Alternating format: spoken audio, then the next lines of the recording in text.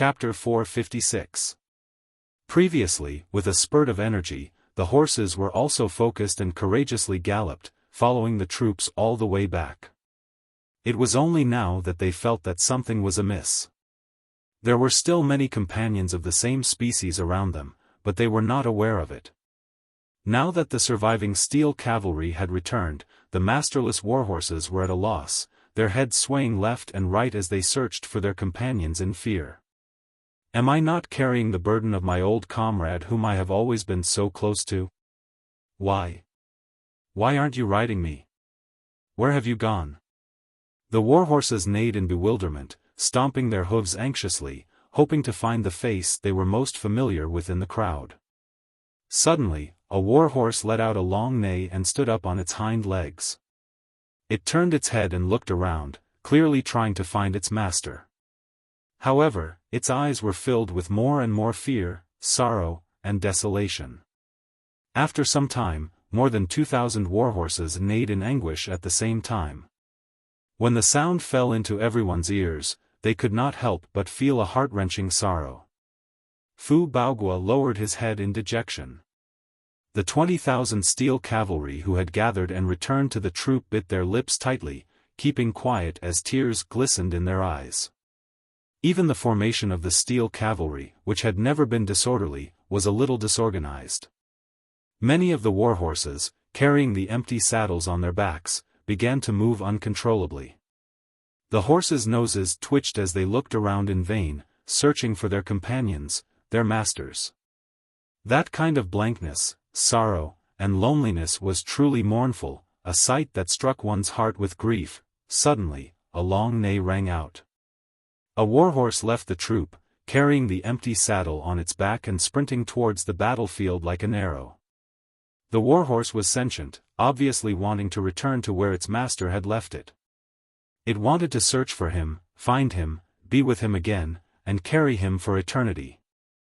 With this warhorse leading the way, hundreds of other warhorses left the troop and galloped after it. The long mane on the horse's neck swayed in the wind, but it was filled with determination and solemnity. Stop them! Wang Dingguo was taken aback, and hastily shouted. We can't stop them anymore. Fu Baogua shook his head dejectedly and said, They won't be coming back. The neighing of the warhorses echoed on the battlefield for a long time. On the other side, Dongxuan's troops were cleaning up the battlefield. Hundreds of warhorses charged over, completely ignoring the enemy's silhouettes as they searched carefully among the mess. They were so attentive and so duty-bound.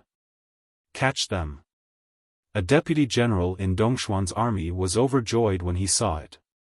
These were all steel cavalry warhorses, and any one of them was a fine steed that could only be picked out of 1,000. Such a large group of ownerless warhorses suddenly appeared.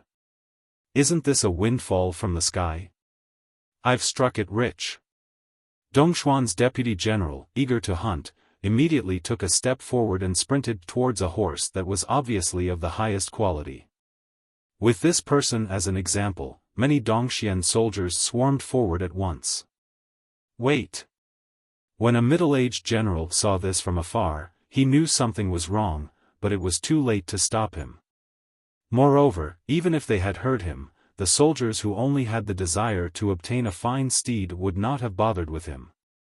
At least hundreds of Dongxian soldiers had already charged forward, entangling themselves with the horses. This one is mine. Ha, mine. Mine. The hundreds of warhorses were searching for their companions with all their might. How could they hold it in when they were suddenly pulled and even ridden? They were unprecedentedly agitated, jumping around in a frenzy. With a long neigh, a warhorse that had been stolen onto its back leaped and bit as it charged towards Dongxuan's formation like it had gone mad. The horse's head was obviously slanted by the reins, but its eyes were filled with madness that had lost all sense of reason. Its speed was as fast as lightning, no matter what was in front of it, it only knew how to charge. All the warhorses neighed in agony, leaping and galloping madly. Jump down. Jump down quickly. Jump down quickly if you don't want to die. The Dongxian general roared in terror from afar, stomping his feet. These newbies really knew nothing. On the battlefield, who would dare provoke a warhorse that had lost its master? Such provocation was no different from courting death. These warhorses had already been destined to die, they had returned to the battlefield to die for their master. Life and death were no longer a consideration for these loyal warhorses. Jumping down from a galloping warhorse was extremely dangerous and could easily injure their tendons and bones, but it was still better than dying. It was just that many of the soldiers who had climbed onto the warhorses did not even have the time to jump down. The warhorses galloped like lightning and the outcome was decided in an instant.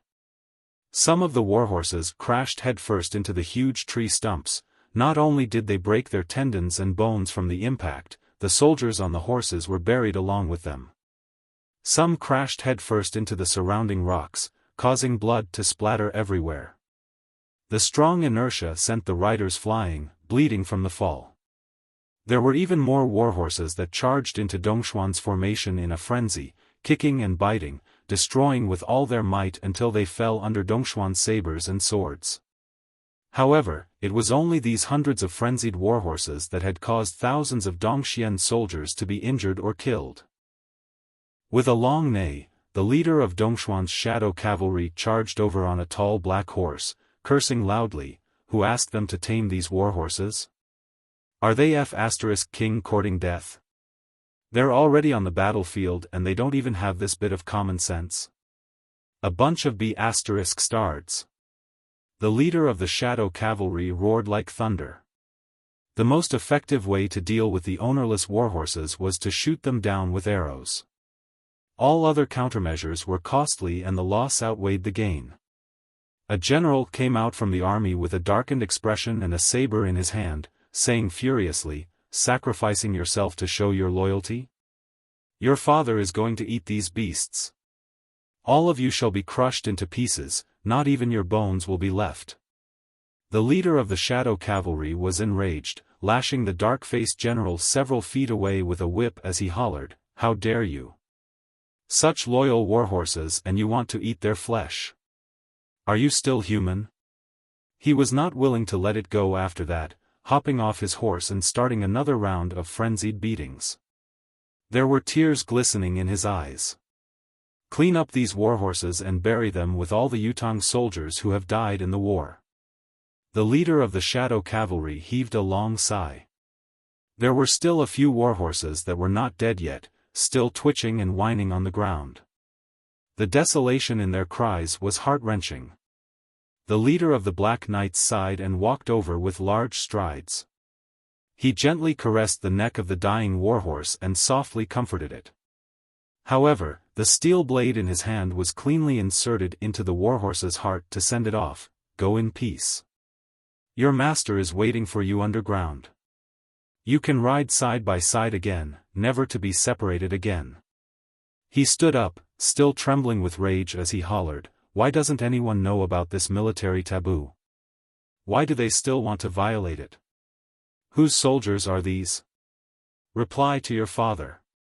His angry roar echoed in the air, filled with grief and indignation. "Are you waiting for us to die so that you can come and steal our loyal warhorses as well?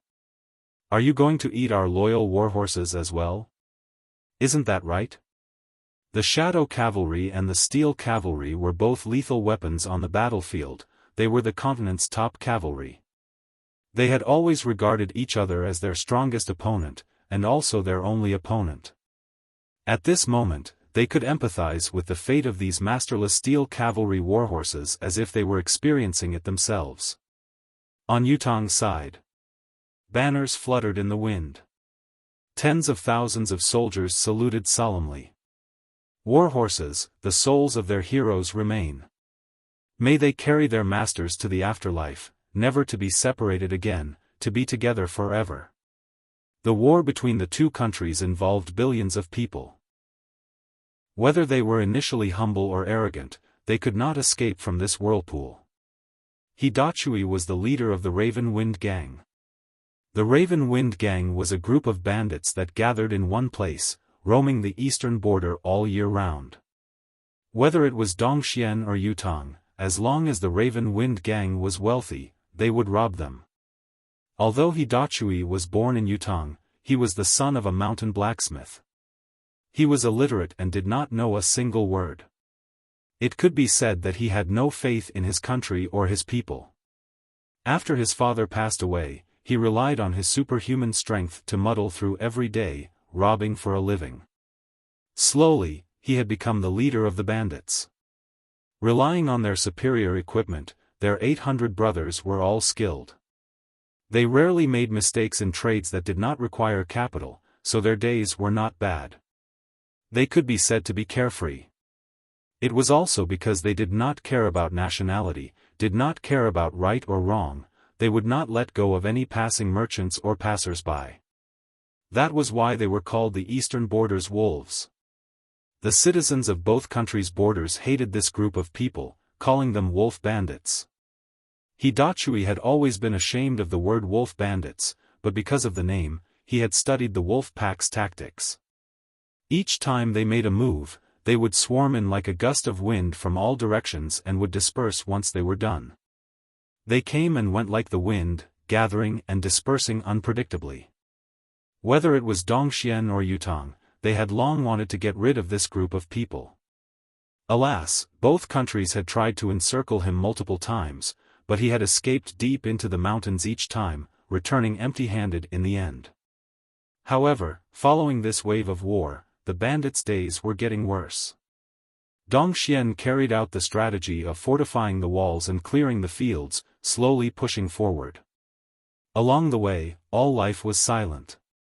On Yutang's side, they had built themselves into an impenetrable fortress, not budging an inch, not even the slightest bit of human presence leaked out.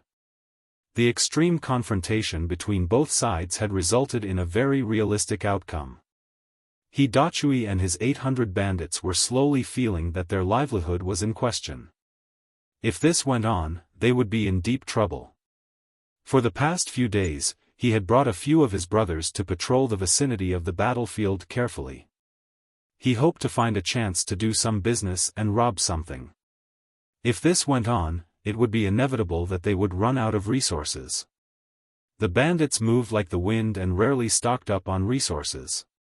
During this period of time, the resources that they had accumulated previously had been depleted. Hidachui felt like his stomach was going to collapse from hunger. Chapter 457. When Yutang's 30,000 steel cavalry had gone to war, Hidachui had been sprawled in the snow like a lizard in the forest nearby, watching the battle with his mouth agape and eyes wide open. The brutality and heroism of the battle had shaken Hidachui's heart, shaking him to the core and shaking him to the core. What a good man! Since that day, Hidachui had been full of praises for Yutang's steel cavalry, yearning to be one of them. In fact, there were many times when Yutang's steel cavalry's earth-shattering roars would echo in his mind.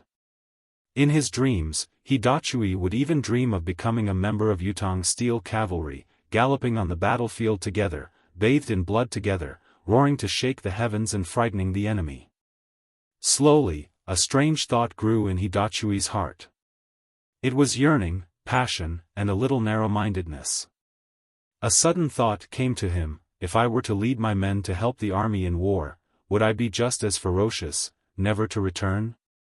At a time like this, it would not be a problem to seek for military merit, for one's birth, and for everything else in the past. If he were to become an official because of this, it would be even more wonderful. Of course, Hidachui would never say the same to his own brothers. Brothers, I have something to discuss with everyone. Now that the country is in trouble, we are bandits, but we are still from Yutang, after all. Now that our country is in trouble, we can't ignore it. I plan to help Marshal Fu the next time the two armies fight. Does anyone have any thoughts? If anyone disagrees, feel free to speak up. This is purely a matter of risking our lives. It's much more dangerous than what we've done in the past. Even I'm a little hesitant about it. I won't be offended if you speak up. The leaders looked at each other for a moment before someone spoke up. Big brother, it's understandable that you have such thoughts. This is how we live anyway. We've never done anything good for our country in our entire lives. Now that the country is in trouble, it's our duty to fight for our country. Even if we lose our lives here, our lives won't be in vain. It's better than being known as a bandit. Their thoughts were soon unified. After all, everyone knew their position in the eyes of the people. If they could get rid of their reputation as bandits, of course, they would be overjoyed, especially since they were confident in their abilities. They even felt that they might be able to defeat Yutong's steel cavalry if they were to fight one-on-one. They were confident that they could retreat unscathed even if they were to fight. Hidachui felt a little guilty. After all, his wishful thinking was to use the lives of his brothers as gambling chips in exchange for wealth and glory. How could there be no deaths in war? However, he was more excited than anything else. In his opinion, a bright future was just around the corner. After witnessing a few small-scale battles with his own eyes, Hidachui came to a conclusion: Yutong's steel cavalry and Dongxuan's shadow cavalry did not have an advantage when compared to his wolf-taken. Many of their cultivation bases were weaker than his brothers. If their numbers were equal, his wolf-taken would definitely emerge victorious. It was not impossible for them to win the battle outright or even win the battle outright. What kind of standard was that? What I need to do now is to wait for the right time. Once the battle begins, when both sides have similar numbers and are equally matched in combat power, the battle will definitely be in a stalemate. When that time comes, I'll join Yutong's side. It'll naturally be the last straw that breaks the camel's back. Not only can I help the army achieve victory easily, I can also use this to raise the wolf-taken's reputation. Who knows, I might even have a place in Yutong's military. If that's the case, then there's no need to take the risk. This is a great thing to do, a great thing to do. Hidachui made up his mind swiftly. For this reason, he even drank a few rounds of wine with his wolf-taken brothers, swiftly depleting the last of his reserves. Finally, the day came. The opportunity that Hidachui had been waiting for had arrived.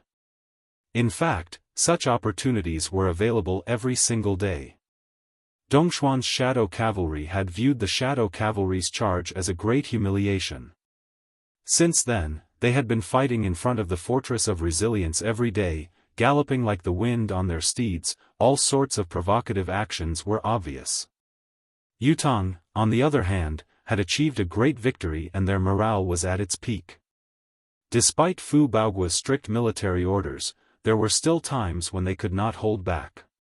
Fu Baoguo would send a troop of cavalry to deplete Dongxuan's shadow cavalry's combat power when they were showing off their strength. It would be a pleasant surprise if they could gain something from it. Therefore, after the battle that day, both sides would engage in a battle or two almost every day. The battlefield where both sides fought had already turned into crimson frozen blocks from the continuous battle, stained with fresh blood.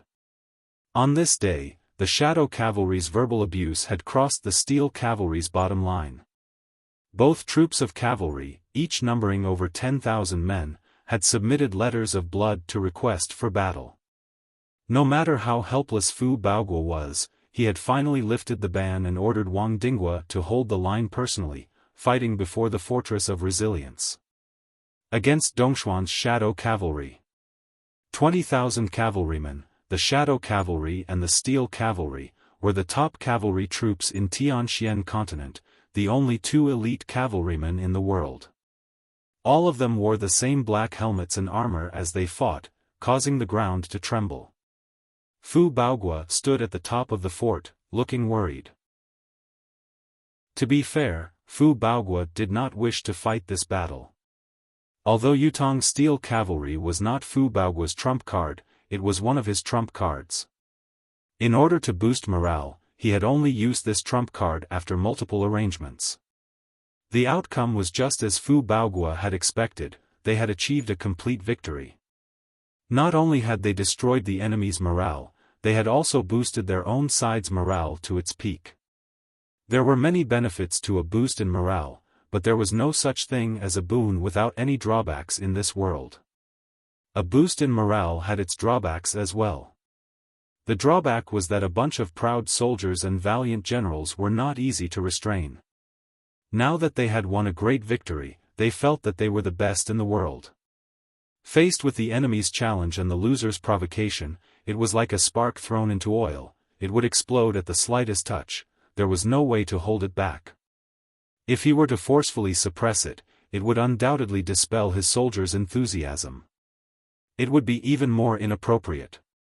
Therefore, Fu Baoguo had lifted the ban despite knowing that this battle was not beneficial to the overall war, allowing the steel cavalry to fight the shadow cavalry. He only hoped that his side would have the morale of a great victory and would not suffer too much. Watching as both sides engaged in battle, Fu Baoguo recalled the mantra of every new and veteran soldier in the Fortress of Resilience. 30,000 soldiers can beat 300,000 soldiers without a temper, they're nothing. What are you shouting about? Do you really think we're afraid of them? Yutong's soldiers were unprecedentedly confident, not understanding their marshal's difficulties and schemes. If it had been in the past, Fu Baoguo would have had plenty of ways to suppress such emotions. Now, however, the war that concerned the fate of Yutong's nation was imminent. Fu Baoguo could only temporarily suppress such confidence of victory. How could he possibly suppress it? Such a situation had also led to one thing: they had to fight when the enemy came at them during this period of time. Otherwise, they would not be able to maintain and vent such high morale. They would deplete the overly high morale through battle, then use the sacrifice of their own soldiers to ignite their common hatred of the enemy. Such a battle was destined to be unavoidable. It was impossible to return to their previous defensive state, it was even more inadvisable. Watching the 20,000 cavalrymen fight with no regard for their own safety, Fu Baoguo's face was brimming with confidence, but his heart was filled with helplessness and bitterness. The 20,000 cavalrymen battle between Yutong's steel cavalry and Dongxuan's shadow cavalry was fought with the best of the best. They were all fighting with no regard for their own safety, fighting with no regard for their own safety in order to reclaim the title of the world's top cavalry. As far as the eye could see, everything within a 500-mile radius was the battlefield of this battle. Galloping hooves could be seen everywhere, the glint of swords and sabers could be seen everywhere.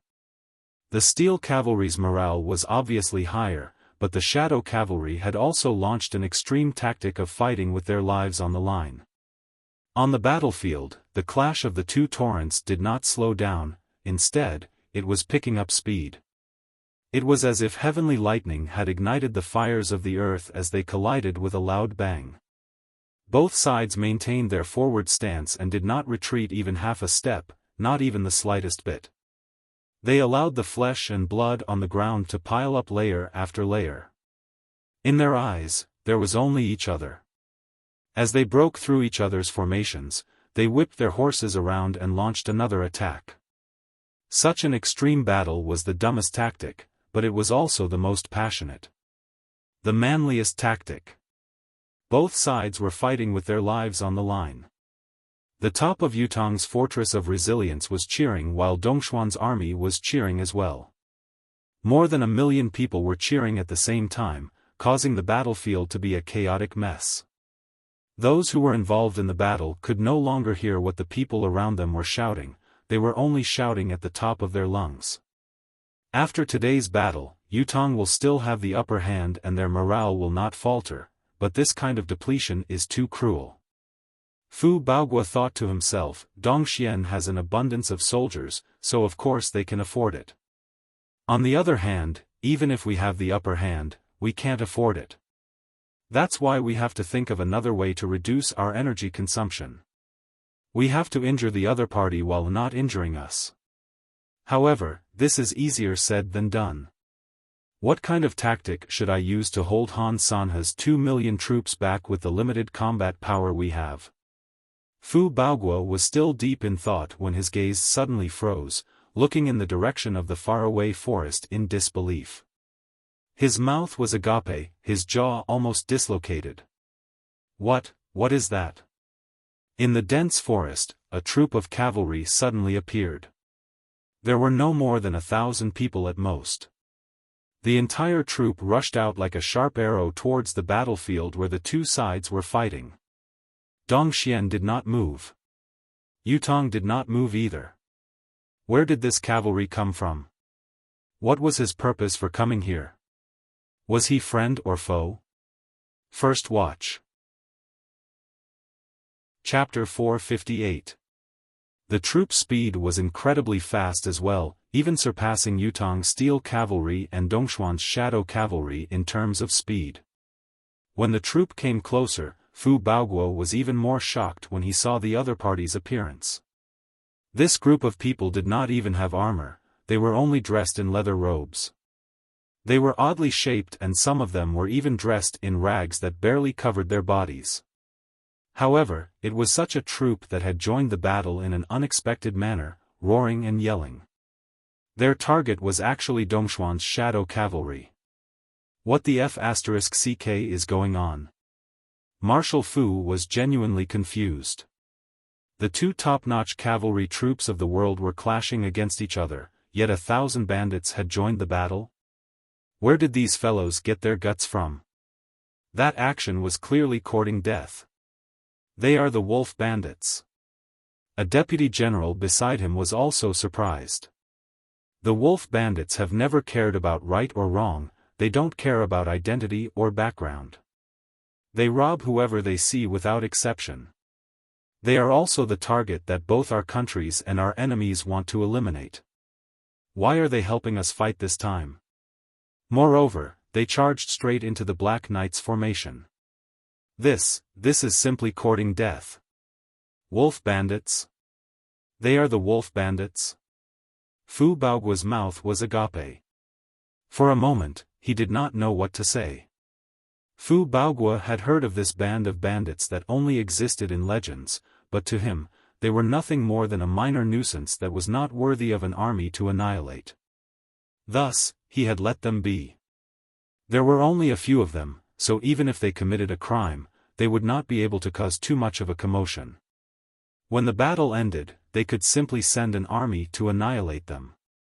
However, their actions now, even if they were to help Yutong's steel cavalry, was it not a little too strange? What was going on? Who could help me sort this out? Even if they are from Yutong and have the intention to serve the country, this is too impulsive, too thoughtless, too foolish. Fu Baoguo murmured, is the leader of the wolf bandits only a brute? Fu Baoguo's guess was right, He Dachui was indeed a brute. He was illiterate and the thing he did the most in his life was to be brave and ruthless. In the past, he would listen to the wolf bandits' military advisor. However, this time, he believed in what he saw with his own eyes. He believed that his side's combat power was enough to lock down the battle. Only then did he enter the battle. If one had to say that something was strange, it would be the wolf bandits' military advisor. This person did not stop him from courting death, but instead followed him into the army formation. It was also because of this that He Dachui was certain that his decision was extremely wise and far-sighted. But at this moment, He Dachui, who had just joined the battle, regretted it in less than 10 breaths. He regretted it so much that his intestines turned green. It turned out that watching from afar and personally participating in the battlefield were two completely different things. They weren't the same thing at all. The cultivation base of each of his brothers was indeed higher than that of any shadow cavalry or steel cavalry. Even in terms of individual movement speed, the wolf bandits had the upper hand. Even in terms of the explosive power of their horses, the wolf bandits were not at a disadvantage. All of these were correct. He Dachui did not see wrongly, nor did he make a wrong judgment. The only mistake in his judgment was that after they entered the battle formation, they suddenly realized that what they thought was just what they thought, it was all insignificant. Their higher cultivation base was, at most, just a fart. One-on-one, the wolf bandits were undeniably invincible against the shadow cavalry and steel cavalry. 3 against 3, the wolf bandits could still win completely. The shadow cavalry and steel cavalry could try their luck and join forces against one person. Perhaps they could take one person's life. If it was 10 against 10, the wolf bandits would still have the upper hand in the battle. There was a high chance that half of the wolf bandits would be killed and the cavalry would be annihilated. However, when it came to a battle of 100 men, the wolf bandits would definitely lose. Their only chance of survival would be to escape using their movement speed that was faster than the 2 cavalries. As for the 1,000-man battle that Hidachui had imagined, there would indeed be a great victory, or even a complete victory. Yes, it would be one of the 2 cavalries who would win completely. The 1,000-man wolf bandits would not be able to escape the fate of being annihilated. As for the large-scale battle before him, the wolf bandits had no way of defending themselves. They could only be slaughtered. Yes, they could only be slaughtered. Hidachui had imagined that he would be able to create an imbalance in the battle formation with his first move, thereby achieving great feats, but that did not happen. The only thing he saw was, the moment his 800 brothers charged into the battle formation, in less than 10 breaths' time, 1/3 of them were gone. He blinked his eyes in disbelief. When he looked again, he realized that there were less than 200 survivors left on the Blue Island. This was too fast. They did not even have the chance to make a move.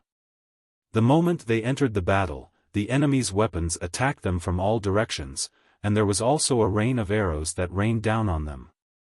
The wolf bandits fell off their horses, and those who fell off their horses were immediately trampled into meat paste. The shadow cavalry did not suffer any losses. Hidachui felt as if he had been hit by a huge hammer, and he felt dizzy for a moment. At this moment, a wolf bandit who was dressed like a scholar rode a horse with a frail body, waving a long sword as he charged towards them. There were 3 other people beside him, guarding him as they charged towards him. They were the wolf bandits' military advisor and the other 3 leaders. They were the few with the highest cultivation base among the wolf bandits, aside from Hidachui. That was why they had managed to survive until now. However, by the time they reached Hidachui's side, there were only 2 of them left. One of them had his left shoulder sliced off, and it was unlikely that he would survive. "Big brother, let's go." The military advisor waved his sword, and sword light flashed, displaying an unusual power. The surrounding shadow cavalry could not stop him, but his face was abnormally red. It was obvious that he had used some kind of secret technique to activate his life force. Although he could show off for a while, it would not last long. When his life force was depleted, it would be the end of his life. "Big brother, hurry up and enter the pass." The military advisor shouted hoarsely, "With what happened today, the wolf bandits will be annihilated, and Big Brother can expect to marry and have children in the future. Just don't forget to burn incense for us." Hidachui felt as if he had been struck by lightning, and his eyes widened. How did you know?" His heart was trembling. The plan in his heart, the military advisor smiled sadly. "We all know what Big Brother is thinking. But the war between the 2 countries has begun, and the wolf bandits will be annihilated sooner or later. Even if they are not all killed, they will all starve to death. If we can use our lives to exchange for a golden path for Big Brother, we are all willing." Hidachui's body swayed again, and he almost fell off his horse. He shouted frantically, "You all know this, and yet you still came to die." Before he could finish his sentence, he was at a loss, and could not speak anymore. At the same time, a rain of arrows rained down, landing right where Hidachui was. Hidachui had lost his composure, and his heart was at a loss. He did not try to defend himself, and was about to become a porcupine or a porcupine. The absent-minded Hidachui suddenly felt his vision darken. It was the leader who had lost an arm, and he had thrown himself at Hidachui, blocking the rain of arrows for him. His whole body was immediately pricked like a porcupine, and his eyes were still fixed on Hidachui. Big brother. Run quickly. Our brothers are fighting with our lives. Just for big brother's future. We're going to die anyway. Don't let us down. His voice stopped abruptly, and the leader's body trembled, and he fell off his horse. Only his eyes were still staring at Hidachui anxiously, but they gradually lost their spirit. However, countless cavalrymen came rumbling over, drowning his anxious gaze. Hidachui fought with all his might, and fought with all his might, just to see his brother one more time. However, after he survived the charge of the cavalrymen, all he could see was a pile of rotten flesh. Countless sabers, swords, spears, and arrows were still flying toward Hidachui without stopping. The Shadow Knights hated the horse bandits to the core. Hidachui's plan that day could be said to be one wrong move, and the whole game would be lost. However, there was one thing he was right about, and that was that their participation in the battle had ultimately affected the overall situation. Although the horse bandits were completely wiped out, it was like Hidachui's imagination, and they had successfully disrupted the formation of the Shadow Knights. The Steel Cavalry took this opportunity to massacre the horse bandits, and they already had a great advantage. They were about to turn this advantage into a victory, and win. Both the Steel Cavalry and the Shadow Knights knew this was a foregone conclusion, and there was no turning back. It was only a matter of time. Therefore, the Shadow Knights naturally hated the horse bandits who had invaded without permission. They had to kill all the horse bandits before they were completely wiped out, or else how could they rest in peace? Especially the leader of the horse bandits before them.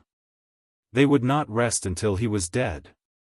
The horse bandit advisor was still waving his sword with all his might, and he continued to use his remaining life force to protect Hidachui as they rushed out.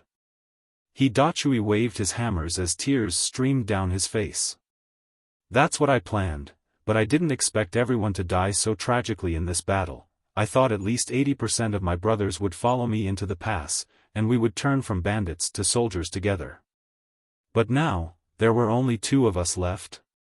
With a roar, the military advisor's eyes revealed a look of despair. A black spear ruthlessly pierced into the military advisor's stomach and came out from his back. The advisor grabbed the spear with one hand and chopped off the head of the soldier with the black spear. Then, he stabbed the sword into the butt of Hidachui's warhorse, and hissed, "Hurry up and go. Remember, don't act on your own in the future. Listen to orders in everything." Before the military counselor could finish his last sentence, a saber chopped his right hand. Then, 3 spears stabbed into his body at the same time. Chapter 459. However, the bandits' advisor's desperate efforts were effective. Hidachui's warhorse was stabbed by his sword, and it galloped away with an unprecedented burst of energy, actually escaping the battle. Hidachui tried desperately to rein in his warhorse but to no avail. He could only let the tears in his eyes flow freely. Brothers. For the first time in his life, Hidachui understood the meaning of the word brothers. So this is what it means to be brothers. But when I understand it, I no longer have any brothers. The fortress of resilience was already in sight. Hidachui, who had yet to regain his composure, suddenly heard someone yell from the gate, "Open the gate, let him in." The thick gate opened abruptly. Hidachui's eyes were still streaming with tears. His tears had already turned red, they were tears of blood. At this moment, he deeply regretted his own selfishness. What future did he want? A bunch of brothers who had been living happily with him in the forest had died for him. The words of the military counselor and his brothers before they died flashed in his mind like a bolt of lightning. "Big brother, in the future, you can have a wife and children. Don't forget to burn incense for us in the future." "Big brother," the brothers, "No. We're going to die anyway. Let's use our lives in exchange for a golden path for Big brother. Everyone is willing." The third chief, who was riddled with arrows, said before he died, "Brothers, charge forward with our lives, for Big Brother's future. Go quickly," the military counselor roared before he died. "Go!" Hidachui suddenly roared into the sky and wailed maniacally. "Enter the fort quickly. The gate will close if you don't enter now," someone urged sternly. The Fortress of Resilience's gates could not be opened easily. If the Wolf-Taken had not joined the battle and secured the Steel Cavalry's victory, the gates would not have been opened so easily. However, Hidachui had yet to enter the fort, so the people inside were naturally anxious. They did not know that delays could lead to unforeseen changes. What if something unexpected happened? However, Hidachui still had not entered the pass despite the continuous urging from the other end. He suddenly turned his horse around and roared, "Brothers, when we reach the netherworld, we are still the Wolf-Taken. We come and go like the wind, we come and go without warning. I'm coming." Just as his two hammers smashed the heads of two cavalrymen, his entire body was pierced by more than 10 spears. Hidachui was bleeding from his 7 orifices. Suddenly, he cracked his mouth and laughed. "I'm coming. I've never been so happy in my life." Hidachui was dead. All his life, he yearned to live in the light of day. All his life, he hoped to get rid of the Wolf-Taken name and become a normal person. He wanted to become a person of status and bring honor to his ancestors. Yet, when he saw hope, when hope was right in front of him and within reach, when the guards approved of him and allowed him to enter, he gave up. He gave up without hesitation. Once they entered the pass, they would no longer be Wolf-Taken. From now on, he was a military officer. As long as he didn't die, his future would be bright. But after all, he did not enter. No one knew what he was thinking. Moreover, no one knew what he meant when he said, "I've never been so happy in my life." Perhaps he finally understood what it meant to be a brother. Or perhaps, as a man of Yutong, he had finally fought for the country. In spite of this, his body was annihilated among the thousands of cavalrymen. No one cared about what he said anymore. The Wolf-Taken were annihilated. With Hidachui's death, the battle gradually came to an end. The battle between the two cavalrymen had ended. Yutong's Steel Cavalry was left with less than 3,000 men. Dongxuan's 10,000 Shadow Cavalry had been annihilated. Fu Baogua stood with his back straight, no one knew what he was thinking. Only Fu Baogua himself knew that he had suddenly understood something in that instant. "I know now. I know how to deal with Han Sanhe now. Even if this method can't guarantee victory, it can at least buy us some time. Hold on until the 9 Supreme Lords come to our aid." Fu Baogua said, "We must find the Wolf-Taken leader's corpse later and bury him with military honors. This person has contributed greatly to this battle. He can't be buried." Fu Baogua said. "Contributed greatly?" Everyone was perplexed and unable to find an answer. In their eyes, the Wolf-Taken were a bunch of idiots who had come to die. How could they have contributed greatly? Could it be that the marshal was referring to them using their lives to disrupt the Shadow Cavalry's formation? Contributed greatly from there? If that was the case, it would make sense, but Fu Baogua turned to walk back, ignoring the nagging of the generals beside him. Right now, he felt as if he had been enlightened. "I've been a marshal for so many years, my brain has actually become rigid." Fu Baogua thought to himself, "It's this Wolf-Taken, that reminds me. Come and go like the wind, gather and disperse without warning. Swarm forward and scatter." Fu Baogua's eyes shone brighter. With the Steel Cavalry's strict discipline and the Wolf-Taken's roguish fighting style, they can unleash a terrifying combat power. It still needs to be perfected, gather and discuss the military situation. Yes. 4 days later, Han Sanhe's million-strong army finally arrived. Yutong's warriors stood at the top of the Fortress of Resilience's wall. Looking into the distance, they could see densely packed military camps and tents as far as their eyes could see. Flags fluttered in the wind as far as their eyes could see, covering the mountains and plains. Even when they tried their best, they could not see the end of it. It was a sea of people, a forest of camps. Dongxuan's reinforcements had arrived from the rear, boosting the morale that had been low. For a moment, the soldiers were strong and their horses were strong. They looked like they were going to conquer the fortress of resilience in one fell swoop. "Teacher, I've failed to live up to your expectations." Zhang Gu had come to ask for forgiveness. This was the first thing he said when he arrived at the central tent. Let's not talk about the fact that victory and defeat are common in a war. Let's talk about your defeat. Whether you lose to Tai Zheng or to Fu Baogua, it's not embarrassing. To you, it's a valuable experience and a good thing. I've never expected you to defeat those famous generals in one battle. If you really win, it's delightful, but it might not be a good thing for your future. Han Sanhe was unusually calm, as if he had already expected such an outcome. His words of comfort were sincere. The reason why Han Sanhe had come so slowly was to prepare for the sudden arrival of the 9 Supremes. This was his top priority. He dared not delay or be negligent. On the other hand, it was as he had said, he wanted Zhang Gu to take charge of the situation and gain experience. He had never hoped that Zhang Gu could defeat Fu Baogua and occupy the Fortress of Resilience before his army arrived.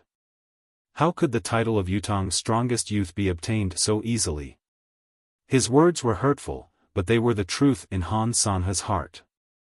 Facing his beloved disciple, the person who would inherit everything from him in the future, he spoke his mind freely and went straight to the heart of the matter. Zhang Gu, you have to know that Yutong's military leaders, Qiu, Leng, and Fang, are old now. The 2 main marshals of the army now are Tai Zheng and Fu Baogua. Facing Fu Baogua alone in such a battle is a rare experience for you. Han Sanhe said in a low voice, Tai Zheng still has a weakness. Sometimes, he relies on his martial prowess and sometimes, he's reckless and reckless. However, Fu Baogua can be considered an all-rounder. He's experienced and prudent, rarely taking risks for luck. However, rarely taking risks doesn't mean that he can't. As long as the chance of victory is high enough, he won't hesitate when it's time to strike. The 30,000 steel cavalry's ambush is proof of this. This person is a difficult opponent. Han Sanhe smiled faintly and said, however, all the famous generals in this world have their weaknesses. Fu Baogua is no exception. Perhaps I should say that his strength is also his weakness. He's too stable. Sometimes, being too stable can become a weakness that can be exploited. Zhang Gu bowed to listen to his teacher's teachings. At this moment, he suddenly had the urge to ask, since all the generals in this world have their weaknesses, what is teacher's weakness? Indeed, what was the weakness of Han Sanhe, the publicly acknowledged unrivaled general of this world? No one seemed to know yet. Perhaps it would be revealed in this battle? In the days that followed, both sides engaged in an even more intense battle than before. Han Sanhe personally deployed his troops to attack the Fortress of Resilience. There were many battles in a row, the battles exceptionally brutal. Both the offensive and defensive sides were clear. Yutong defended while Dongxian attacked. Yutong's army, who relied on the fort, naturally had the upper hand. The casualty ratio between both sides was maintained at 4-1. This meant that Yutong had the advantage of the terrain. One person could take 4 lives from the opponent. In spite of this, Han Sanhe did not mind. It was within his expectations. The Fortress of Resilience was the world's strongest fortress. It was easy to defend and difficult to attack. Furthermore, with Fu Baogua's steady management, the current situation was not unexpected. Furthermore, their military strength far surpassed Yutong's by a few times. Even if they were to expend their forces like this, they could still afford it. If they continued to attack like this, the the enemy's morale would drop to rock bottom in at most 10 days. In 15 to 20 days, the fortress of resilience would fall. This was Han Sanhe's confidence. He was certain that his judgment would not be wrong. Han Sanhe had not planned to employ any other strategies or tactics right from the start. He would launch a direct attack and win with brute force. This was the most direct method that would result in the highest casualties, but it was also the most effective and targeted. It was especially effective against someone as stable as Fu Baogua. However, just like what Han Sanhe had said himself, all the famous generals in this world had their weaknesses. Han Sanhe was no exception. His weakness was perhaps his overconfidence. He had never expected that a person who had long hardened his character would undergo such a shocking transformation. As the saying went, a scholar who had been away for 3 days would be looked at in a different light. This time, the person Han Sanhe had misjudged was Fu Baogua. He was shocked to realize that he did not seem to know Fu Baogua anymore. Chapter 460. To be more precise, Fu Baogua had changed. He was no longer the Fu Baogua of the past. Within Han Sanhe's expectations, the only thing Fu Baogua should do when faced with Han Sanhe's million-strong army was to defend with all his might and not lose. There was nothing else other than that. However, Fu Baogua's countermeasure was far more than that. The fortress of resilience had to be defended, impenetrable and as stable as a mountain. At the same time, however, Fu Baogua had also launched an action that was completely different from his usual marching style, a frenzied attack. Even Han Sanhe found this method of attack troublesome. Fu Baogua's strategy was to deploy 100,000 steel cavalry. Indeed, 100,000 steel cavalry had been mobilized to shake Dongxian. Of course, these 100,000 steel cavalry were not going to attack Dongxuan's camp by force like the 30,000 steel cavalry had done previously. If they had done so, Han Sanhe would have guffawed because it would not be a wise plan but a suicidal move. The 100,000 steel cavalry had been divided into 20 teams by Fu Baogua and dispersed into the vast forest. Once the armies engaged in battle or when Dongxuan's troops began to attack the city, they would be ambushed like a pack of wolves. These small groups of steel cavalry had truly accomplished these 16 words. They came and went like the wind, gathering and dispersing unpredictably, they swarmed forward and dispersed. This was the most orthodox way of fighting for the horse bandits. Now, after Fu Baogua had modified this tactic that had never been taken seriously by real cavalry, he had used the world's most elite steel cavalry to execute it. Whether it was day or night, as long as they saw an opportunity, they would appear and take a bite. They were well equipped and swift. After a single strike, whether it was a hit or not, they would flee far away, never lingering on the fight. It would be best if Dongxuan's troops, who had suffered the attack, chose to play it safe and not give chase. However, if they were bent on revenge and gave chase forcefully, not to mention whether they could catch up, who knew when another fresh troop would appear from another direction and leave immediately after the attack. If there were too many pursuers, they would inevitably be clumsy and unable to catch up. If there were too few of them, they might even be annihilated by the enemy. It would be wrong to pursue, but it was also wrong to not pursue. The steel cavalry, who had brought along sufficient rations, clean water, and arrows, galloped on the battlefield in a pervasive manner. They were indescribably arrogant. In just a few short days, Dongxuan's supply line had been attacked 5 times.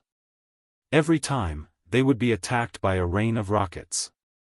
Although the rations were not really intercepted, there were still some losses. The military camps at the borders of Dongxian would often catch on fire at night. Even if it did not turn into a huge fire, at the very least, the camp that was caught in the fire would not be able to avoid a night of no rest.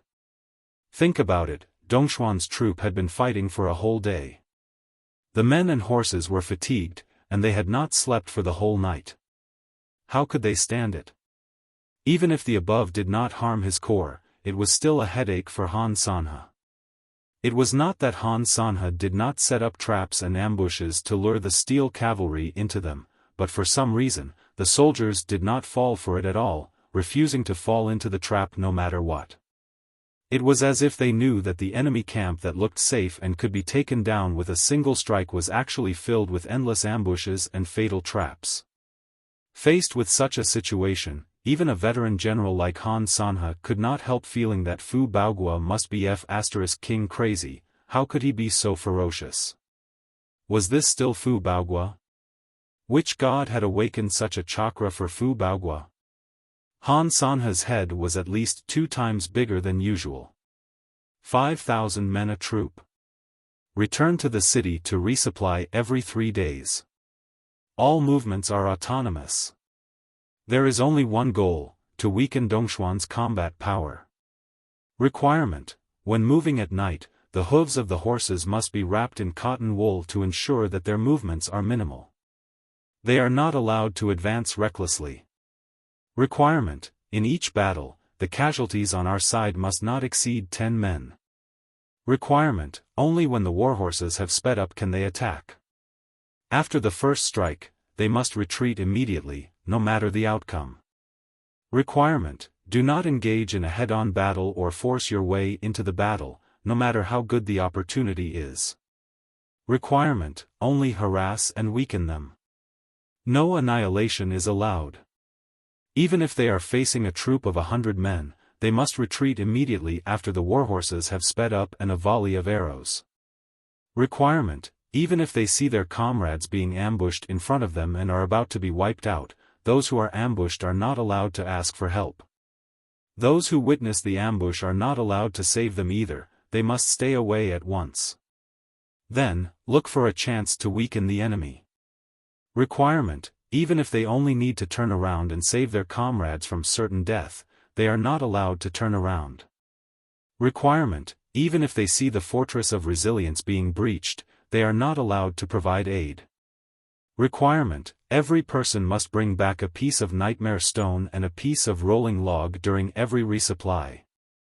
In exchange for supplies and arrows. Every time there is a resupply, if more than 50 men are killed within 3 days, the leading general will be beheaded. The assistant general will be beheaded. Disband the troops and rebuild after disruption. For those who violate the above requirements, the leading general will be beheaded and the assistant general will be beheaded. Disband the troops and rebuild after disruption. This was Fu Baogua's request and the steel cavalry moved out. It was a temporary battlefield discipline. His orders were strictly enforced, and his words were the law, eliminating all hidden dangers before they could occur. The steel cavalry's wolf pack tactic was effective, giving Han Sanhe a headache. However, it was only a minor detail and did not affect the overall situation much. The key to the war was still the Fortress of Resilience's success and failure. The war between both sides was getting more and more intense. As the days passed, the Fortress of Resilience seemed to be teetering on the brink of collapse, but it held on each and every day. Another siege battle ended. Fu Baogua stood at the top of the fort as usual, watching his assistant generals anxiously commanding the repair of the fort wall, moving supplies and transporting wounded soldiers, but he did not budge. The general was the soldier's courage, the marshal was the army's soul. Although Fu Baogua did not do anything, as long as he stood there steadily, Yutong's army would have a backbone. Fu Baogua had not slept for 3 days and 3 nights, but he still looked full of energy and vigor. He gave others boundless confidence. With Marshal Fu here, the Fortress of Resilience was Yutong's. No one could take it away. Not even Han Sanhe could do it. Fu Baogua stood at the top steadily, his gaze fixed on the white clouds in the sky. There was only one thing on his mind now. I've used all my trump cards and exerted all my strength. I'm afraid I can't hold on much longer. Yutong has almost 10,000 casualties every day. This loss of combat power isn't something that can be compensated with fighting spirit and morale. 9 Supremes Lords, the only hope of this war lies on you. When will you be able to come? I hope to see you one last time, to tell you that you weren't wrong that day. Fu Baogua is no longer that selfish, despicable man. Report. Speak. Marshal, the fort's repair is complete. Good. Everyone, rest on the spot and recover your stamina as much as possible. Yes. Looking at the exhausted warriors resting, Fu Baogua stood up straight and suddenly guffawed. Brothers, do you know what this marshal is thinking now? A deputy general chimed in. May I ask what the marshal is thinking? Fu Baogua guffawed and said, I'm thinking that Han Sanhe is known as the god of war, the top general acknowledged by the world. His military force is a few times more than ours, but there's still no progress after such a long time. We've always been as steady as a mountain, unshakable. Say, don't you think this god of war doesn't live up to his name? Fu Baogua said loudly. Ha ha ha. The warriors guffawed, inexplicably feeling that the other side's million-strong army was led by the god of war himself to attack the fortress of resilience. They had so many advantages, but they still couldn't take it down after such a long time. It's hard to live up to his reputation. Right now, I truly feel embarrassed for Han Sanhe. Think about it, how long has it been since I've been on the battlefield? My personal combat power is only so, but Han Sanhe can't do anything to me. Doesn't this already speak volumes? Fu Baogua's laughter boomed like thunder. To raise morale, Fu Baogua had resorted to every conceivable means, even resorting to self-destructive tactics. However, the effect was obvious. Everyone's ears were filled with cheers. Even the exhausted soldiers felt a wave of pride and could not help puffing out their chests. Of course, no one would take Fu Baogua's personal combat power seriously. Come to think of it, it's not a shame that Han Sanhe couldn't take down the fortress of resilience. At least, I think it's within reason. Fu Baogua's eyes gleamed coldly. After all, it's I, Fu Baogua, who's guarding this place. With me, Fu Baogua, here, what can 10 gods of war do to me, let alone one Han Sanhe? Fu Baogua's voice was like thunder, deafening to the ears. Martial. Mighty. Countless Yutong warriors roared, their blood boiling.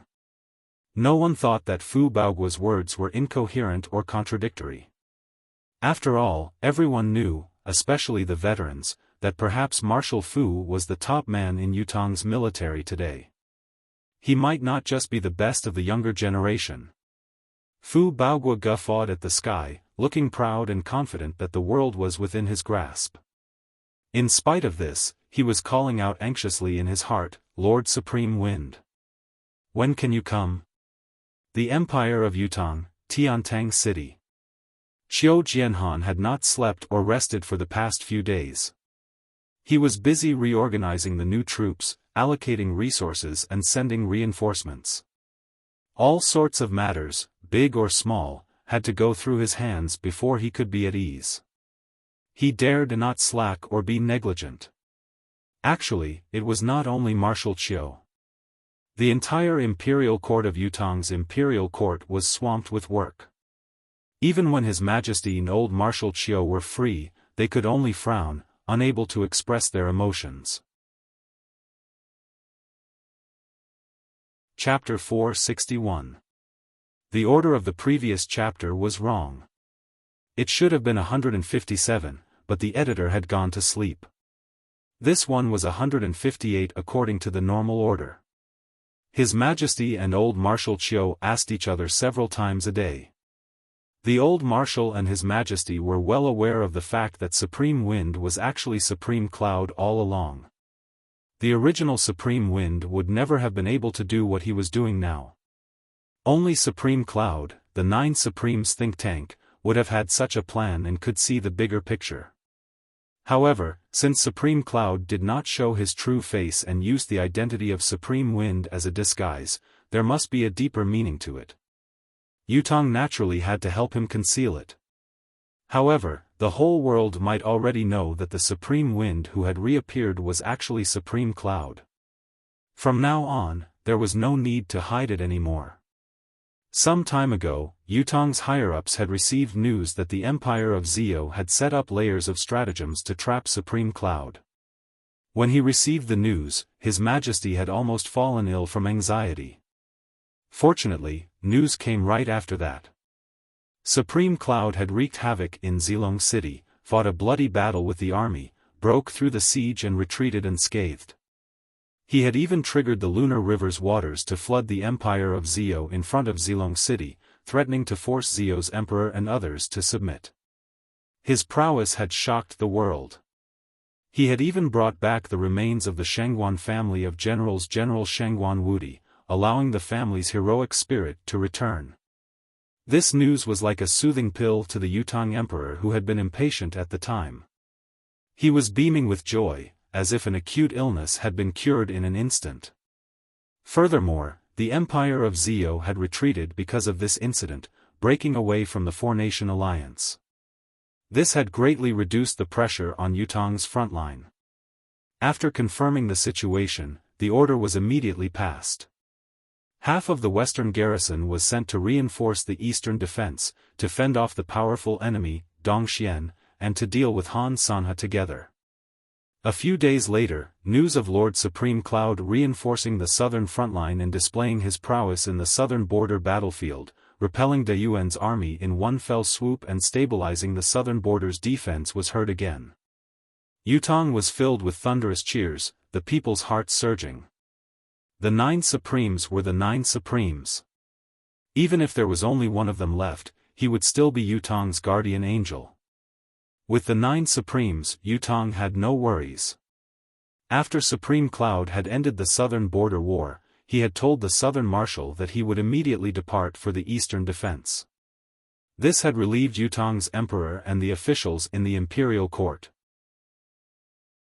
With Supreme Cloud's assistance, even if the eastern defense could not counterattack, they would at least be safe. Who knew? From then on, there was no more information about Supreme Cloud. Supreme Cloud seemed to have vanished just like that. It was as if it had really turned into a cloud midway and didn't move at all. 20 days had passed since then. It would take at most a few more days for the troops that the Western Army had transferred to the east to reach the Fortress of Resilience. Lord Supreme Cloud, who had left earlier and possessed unparalleled speed, had not shown up at the eastern line. Not only was it strange, but it was also a bad omen. The battle in the east was in full swing, and it was so tragic that the land was red for tens of thousands of miles. However, Supreme Cloud was nowhere to be found. What's going on? How could there be no news at all? Even Zilong City's spiritual restraining formation is helpless against Supreme Cloud. What force in this world can keep him in check? Qiu Jianhan paced back and forth in the hall of the Board of War anxiously. On the other side, His Majesty was also pacing back and forth like an irascible lion. What happened? His Majesty's brows were knitted together. In these few days, there were even people who had begun to attack Supreme Cloud, saying that if Supreme Cloud had not been so stubborn and left Yutong for Zio, such a thing would not have happened. This was obviously a trap, but he had still jumped into it. He was obviously ignoring the nation's crisis, he was inhumane. Not only old Marshal Qiu, even His Majesty was infuriated by such remarks. Must one remain indifferent for the sake of the nation when their relatives and friends are kidnapped? Could it be that they have a heart of stone? What's more, it was still the period of the letter of credence. All the countries agreed that there would be no war before the new year. Such a letter of credence was announced to the entire Tianxian continent. Who would have thought that the 4 countries would tear it apart at the same time? What's more, it's the middle of winter when the snow has sealed off the mountains and roads. It's always been the time for the militarists to recuperate. Who would have thought that the war would come at this time? In spite of this, His Majesty heaved a long sigh in the end. He really had not expected it. Even he, Qiu Jianhan, Leng Daoyin, and the others had never thought that the letter of credence would be broken. This was a letter of credence that was witnessed by heaven's will, a letter of credence that was connected to the continent's providence. Did those monarchs not want to live anymore? Heavy panting could be heard as a soft bag was carried in. On it, old Grand Commandant Fong Qingtian lifted half of his body anxiously. Is there any news of Supreme Cloud? His eyes were filled with fervent anticipation. The old Grand Commandant, who was like a candle in the wind, was still worried and had ordered someone to carry him over. Xiao Jianhan shook his head silently. Disappointment and dejection flashed across the old Grand Commandant's eyes. He murmured, although no news is good news, I still want to know Supreme Cloud's whereabouts now. As long as this old man knows, news of Lord Supreme Cloud. Even if it's not news of him rushing to the battlefield, this old man can die in peace even if I close my eyes now. His Majesty the Emperor's gaze was cold. Old Xiao, Supreme Cloud went missing on his way from the southern border to Dongxian this time. It's a mountain range that stretches for tens of thousands of miles. To be able to trap Supreme Cloud there, a murderous glint flashed across Xiao Jianhan's eyes. It can only be the Four Seasons Tower. It must be them. Only the Four Seasons Tower could send such an earth-shattering expert to trap Supreme Cloud now. Now we can be sure that something must have happened to Supreme Cloud.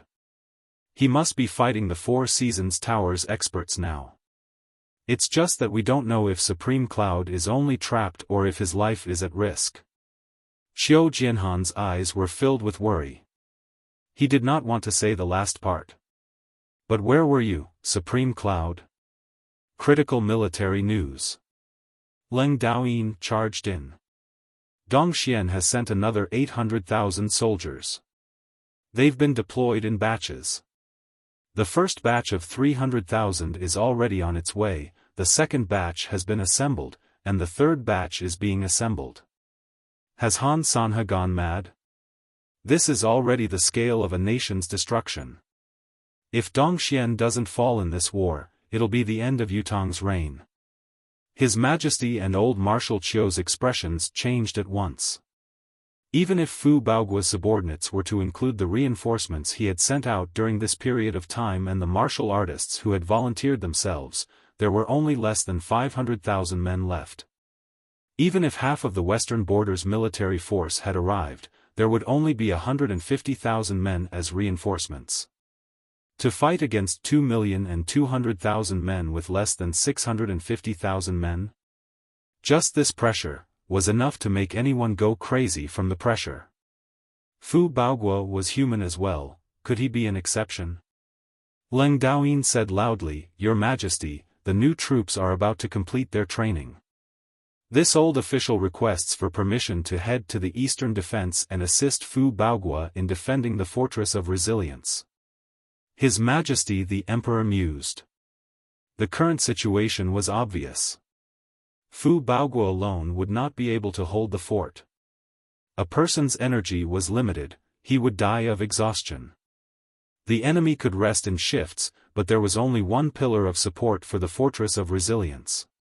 Fu Baoguo could not rest. Once the enemy's reinforcements arrived, it would be the time Fu Baoguo's life would end. It was necessary to send men and reinforcements. Under such circumstances, the military's general had to rush over to assist.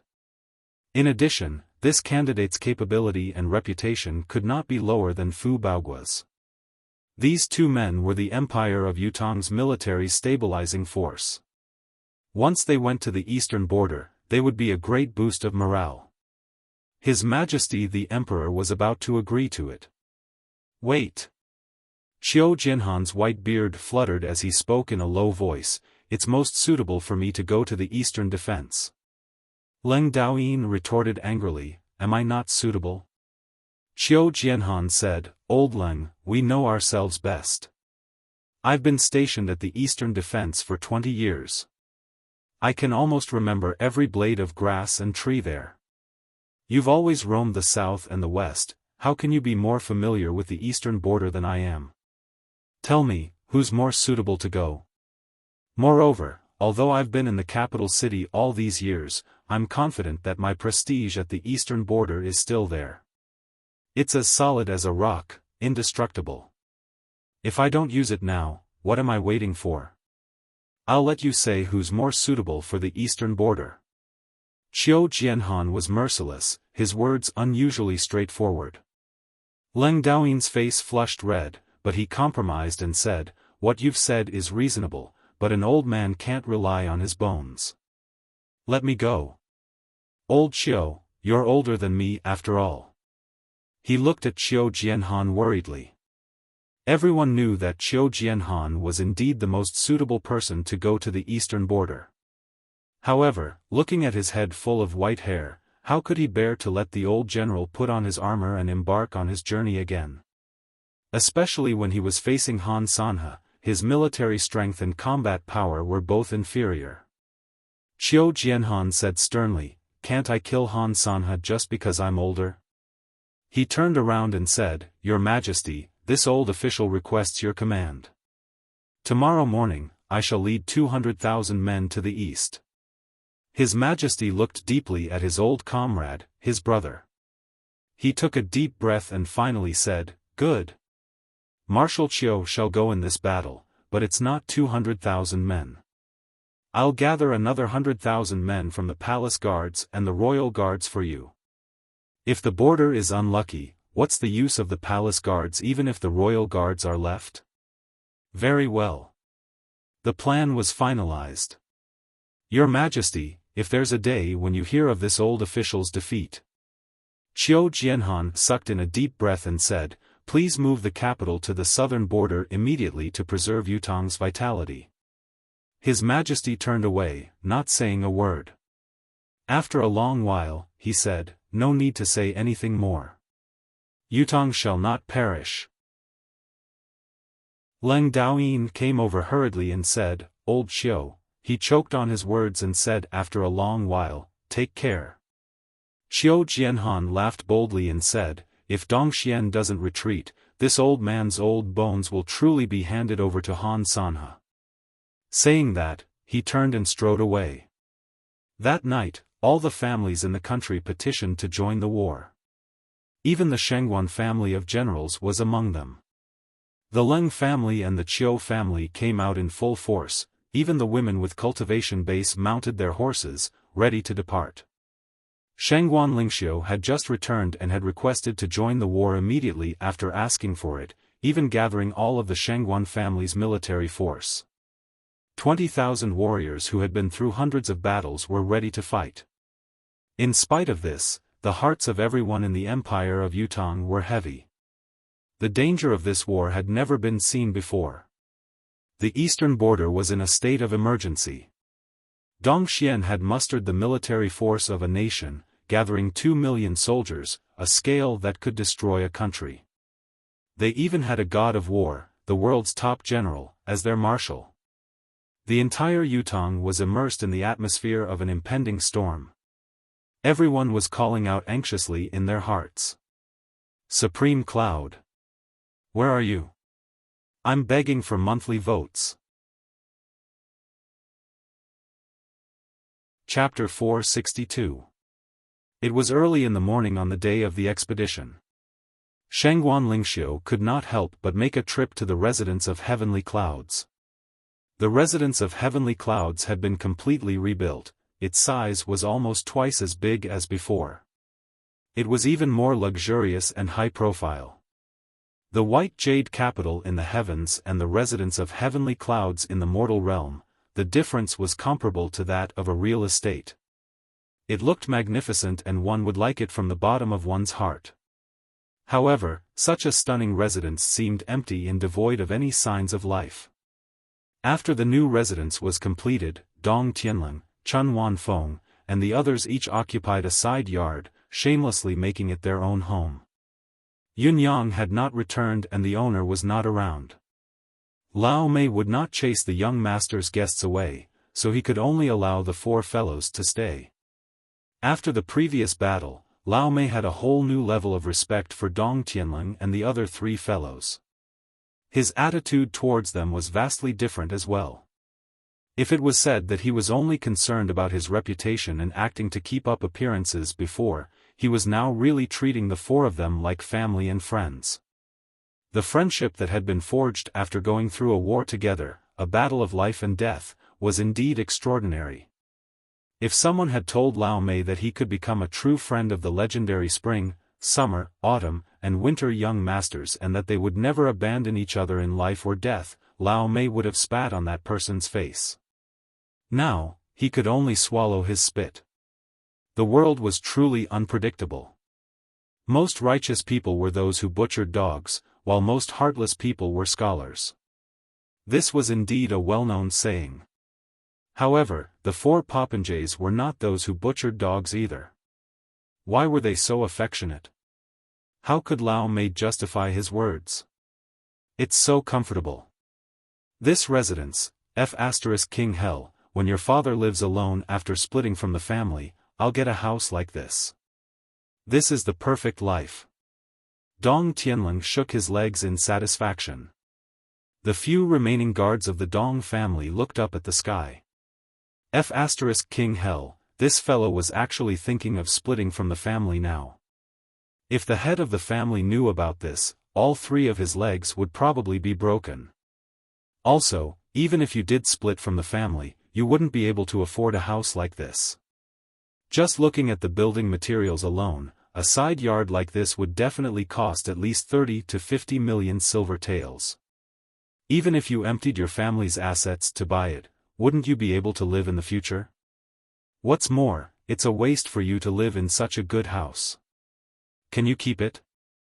Maybe one day, there would be a high-level cultivator who coveted such a good man-made cultivation place and directly snatched it.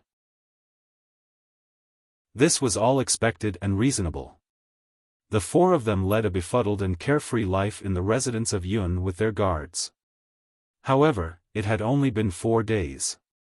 They had probably just warmed up from sitting but had not even warmed up from their sleep when they were all grabbed by Qiu Jianhan. You brats, follow me to war. Look at your fat and lazy bodies.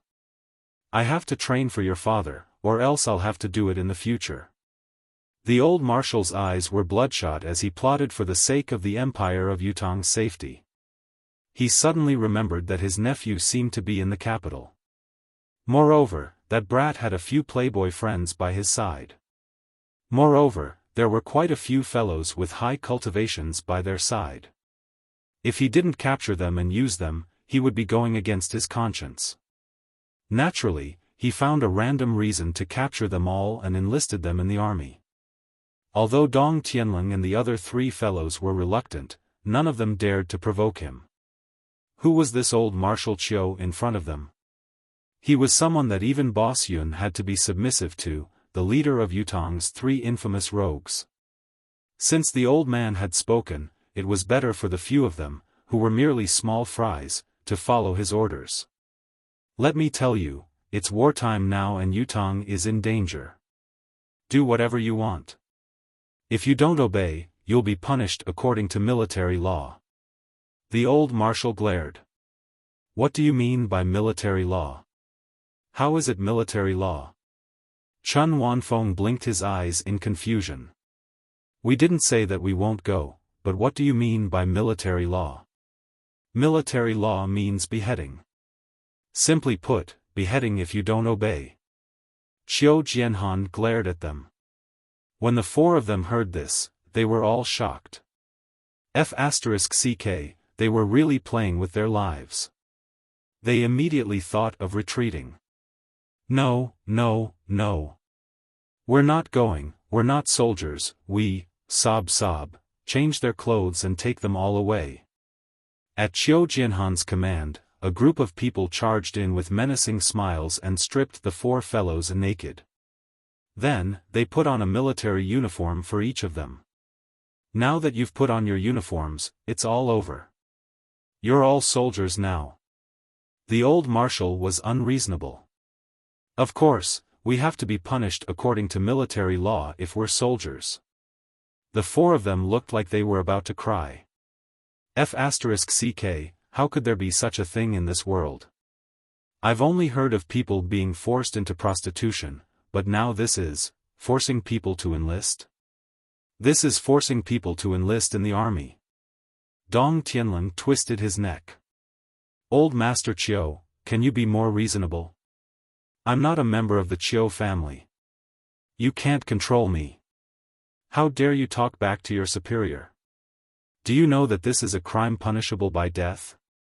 Since it's your first offense, I'll give you a light punishment. Men, 10,000 military flogs. Dong Tianling was terrified. F***ck, 10,000 military flogs? And this was just a light punishment? After that, there wasn't even a piece of flesh the size of a fingernail left on my body. He had truly experienced the true colors of a gangster now. The legendary leader of Yutong's three biggest gangsters lived up to his name indeed.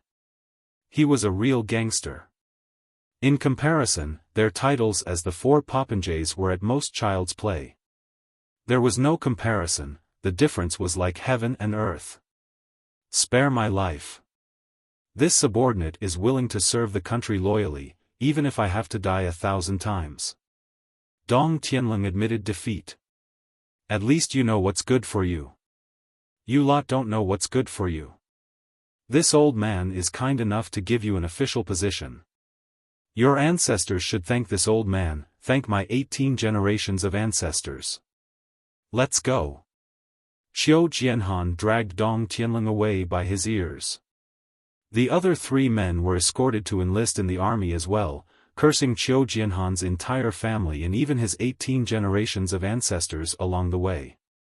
An official position. Who the F***ck cares about it? Look at how benevolent and righteous you are. If my family were to find out about this, they would definitely beat you to death, you old fart. Forget about scolding your ancestors, the Qiu clan will never agree to it. Cursing was one thing, but it was clear that the situation was against them. The four of them could only submit to it. How did the saying go? Life was like being strengthened, one could only choose to enjoy it if one could not fight back. These four men were captured, while their guards could only follow them passively even if they were not captured. This was the inevitable outcome of a certain gangster's calculation. A bunch of peak realm cultivators would be a waste if they were left alone, it was only right to make use of them all, thus, the residence of Yun was empty once again. Fang Mafei and Bai Yixue discussed with Lao Mei and followed Qiu Jianhan directly. Young master's lifelong wish is to protect Yutong. We're his guards, of course, we have to go to the battlefield. Although we can't charge with the army, it's our duty to be old Marshal's personal guards and protect his safety. These were their heartfelt words and they told old Marshal Qiu as well, expressing their willingness to be old Marshal Qiu's personal guards for a period of time to come. Old Marshal Qiu was almost overjoyed that these two had come to help him. Old Marshal Qiu's understanding of a surmounting cultivator's power was relatively limited, but he knew that both of them were superb cultivators above 10th perfection, especially Bai Yixue, who was one of the world's top swordsmen. It was only natural that he was delighted to be able to survive the sword of the unrivaled sword lord, Mo Yen. Although the evaluation of Bai Yixue was a little low and a little too high, it was still acceptable. Both of them were delighted. Actually, Lao Mei wanted to go as well. However, the residents of Yun needed someone to watch over it no matter how big it was. Therefore, Lao Mei stayed. Then, Lao Mei realized that he had returned to the state he was in a few years ago. The entire residence of Yun, the vast residence of heavenly clouds that was supposed to be the best place for cultivation, only had himself as the caretaker. Apart from that, there was no one else. The sudden silence made Lao Mei feel even more lonely. It was so lonely. Seeing Shangguan Lingxiu visit, Lao Mei was even a little surprised. There was finally someone to talk to, was there not? Any news from young Master Yun? Shangguan Lingxiu asked. No. Lao Mei sighed. Yunyang was different from Supreme Cloud. There were not many who would specifically ask about him at this juncture. After all, the title of Tiantong's top popinjay was still on someone's head. It was not a big deal for him to suddenly disappear for 10 days or even half a month. Unexpectedly, Shengguan Lingxiu, who heard the reply, turned to leave without hesitation. She left cleanly, without hesitation. Lao Mei was taken aback. What did she mean? He could clearly see the anxiety and worry in Shengguan Lingxiu's eyes. However, is that all you've said when you came? I haven't even opened my mouth yet.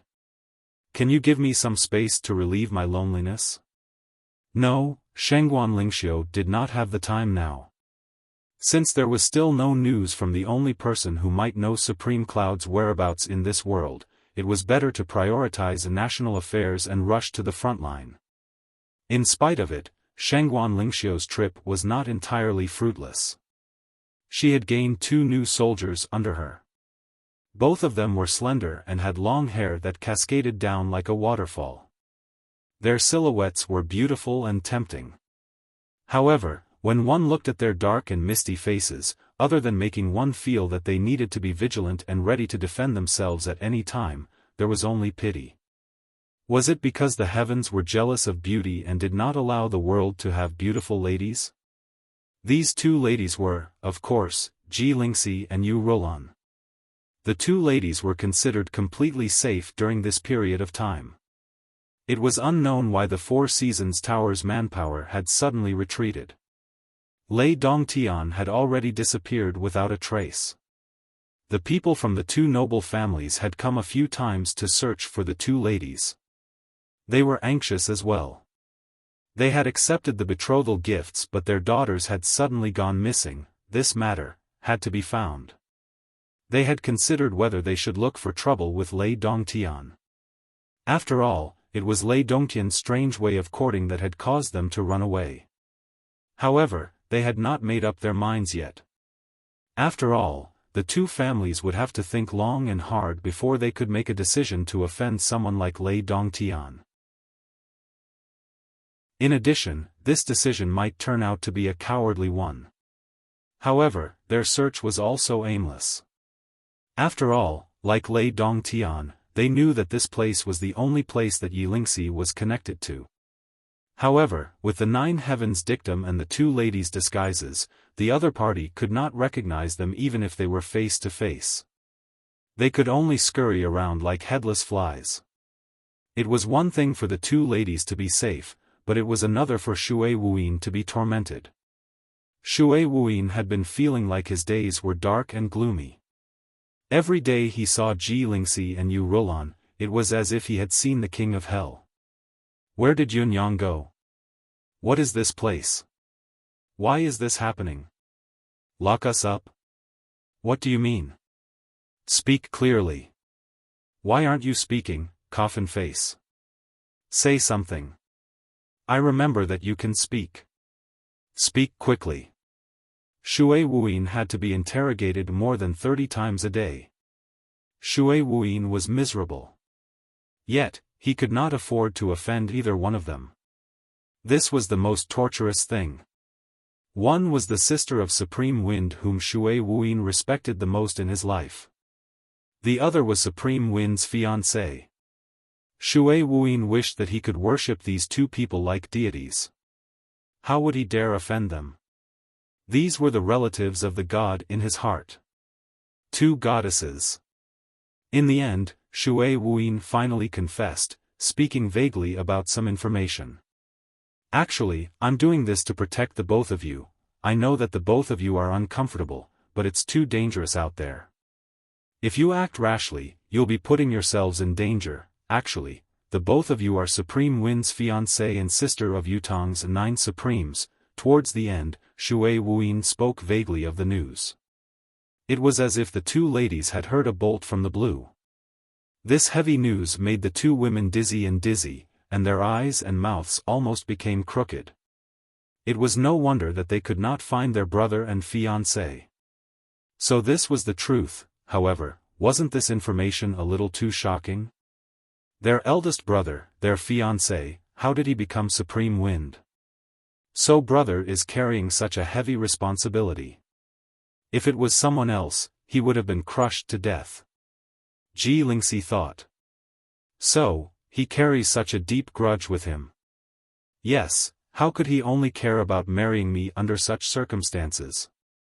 He would feel sorry for his brothers as well. Yu Rulan thought to herself. After thinking that they understood their brothers, sweethearts, predicament, Ji Lingxi and Yu Rulan made a decision at the same time. Since Ji Lingfeng cared so much about the empire of Yutang and had dedicated his life to the country, to the 9 Supreme's brothers.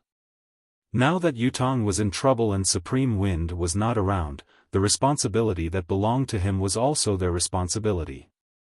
Of course, they had to shoulder it. Since he's not here, we'll help him protect the country.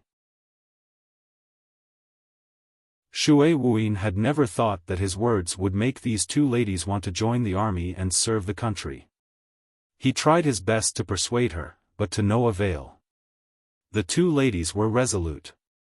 Who could control these 2 ladies when Yunyang was not here? Shui Wuyin could only think of a way to contact the Shengguan family of generals. Everyone knew that Shengguan Lingxiu was going to war. Only by following a female general would they feel more at ease. Old Mistress Shengguan was still fretting that Shengguan Lingxiu's personal guard's cultivation base was too low and that they might not be able to protect her granddaughter's safety on the battlefield. Yu Rulan and Ji Lingxi's cultivation base was not worth mentioning in the eyes of experts, but in the Tianxian continent, they were considered top-notch. So he immediately agreed.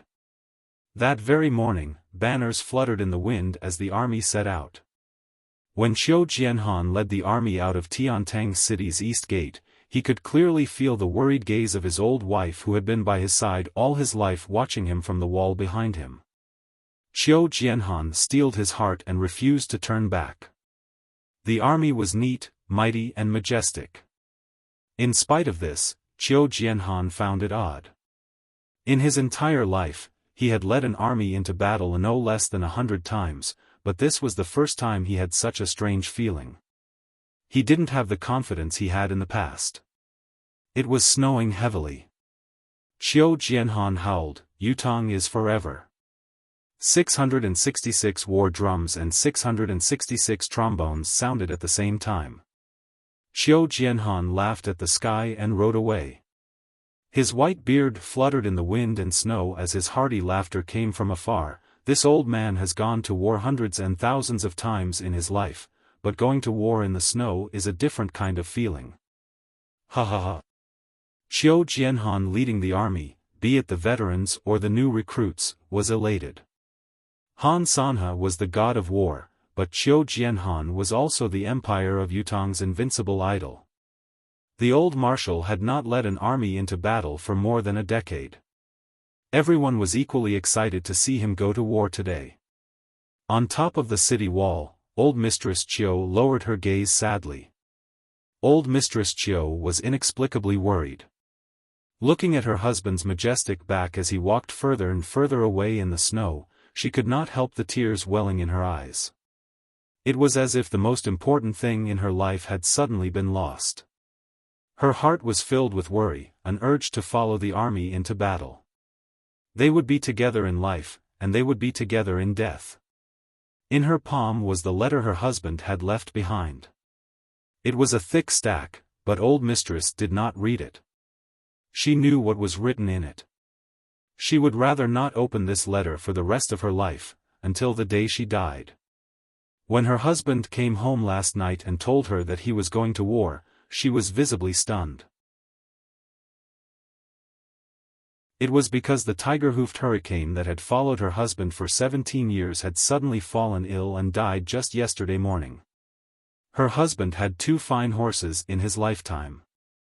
When he was young, he had tamed the king of horses in the grassland, the tiger-hoofed hurricane. Since then, he had never tasted defeat in the battlefield.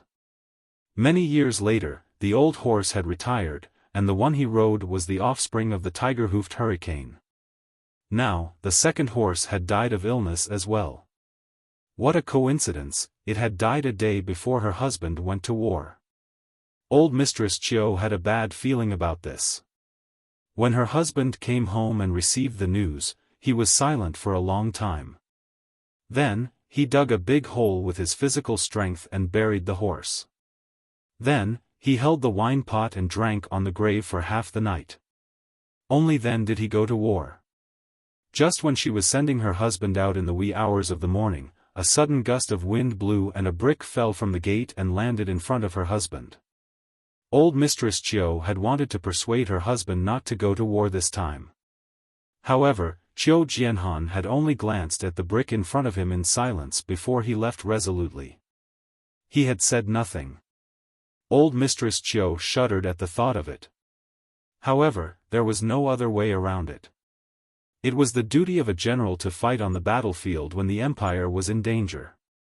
How could he retreat just because of some strange little things before the war? The army had decided to go. How could he not go at this time? Come back soon, old Mistress Qiu's voice echoed in the snow. She spoke with utmost sincerity. Heaven, as long as old Qiu can return safely, I am willing to be a vegetarian for the rest of my life, to sink into the abyss of misery in my next life, in exchange for the last few years of this life. Heaven, please bless Lord Supreme Wind of Yutong to arrive at the battlefield soon. This old woman is willing to exchange the rest of my life for this. The same prayer was carried out in every family in the Empire of Yutong. Lord Supreme Cloud, whom all of Yutong had been looking forward to, was now burning with anxiety in the mountains. It had been 24 days. Yunyang was trapped in the forest, under the snow. He could not move. In these days, he had thought of countless ways. Mr. Nian, who was above him, had done the same. Now, the forest within 50,000 feet of him was completely scorched. The thick layer of snow was gone. Even the grass beneath the ground had lost all signs of life. The biggest rock was no bigger than a fingernail. From top to bottom, Mr. Nian had hacked at the ground, rocks, and trees no less than 10,000 times.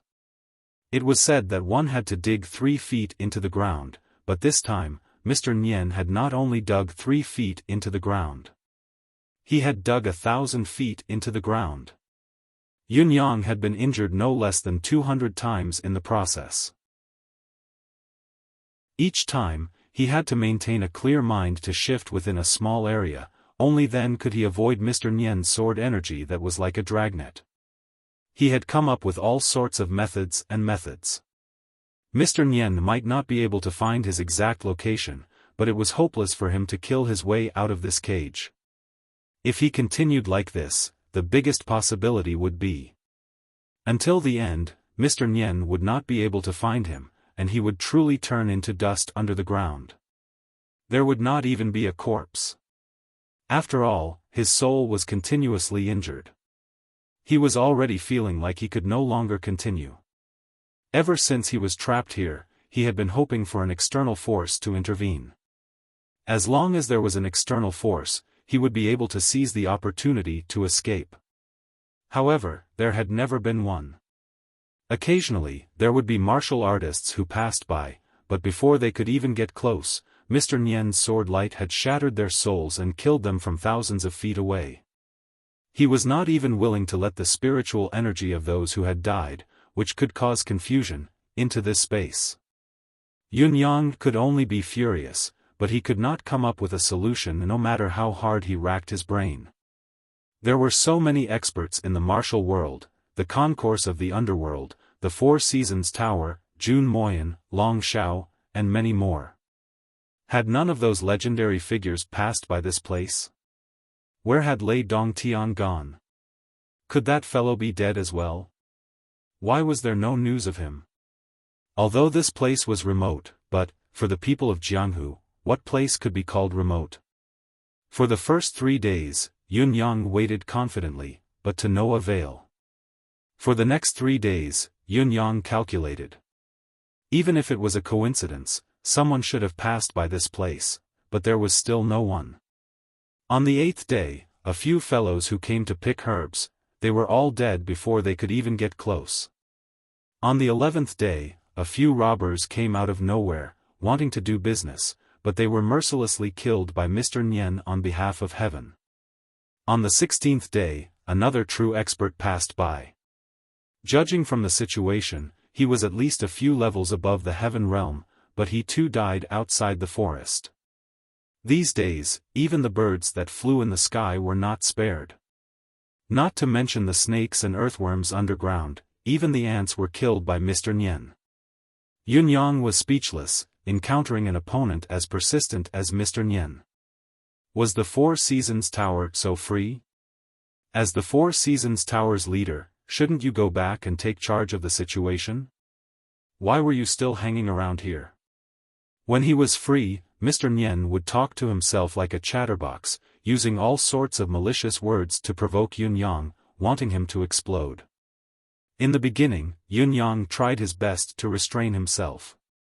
However, in the end, he could no longer restrain himself. He did not even have the strength to erupt. Mr. Nian was still hopping around on top, his sword energy raging like a storm. Within the time it took to finish a cup of tea, he had plowed through the entire area. Then, he rested, chatterbox, stimulated, and after another cup of tea's time, he would suddenly plow through the area again. Yun Yang even felt that he had turned into water. It was difficult for him to move agilely in this dry land. The 1,000 feet of soil was parched, like the surface of a desert that had been exposed to the sun for a year. How could a few drops of water move through it?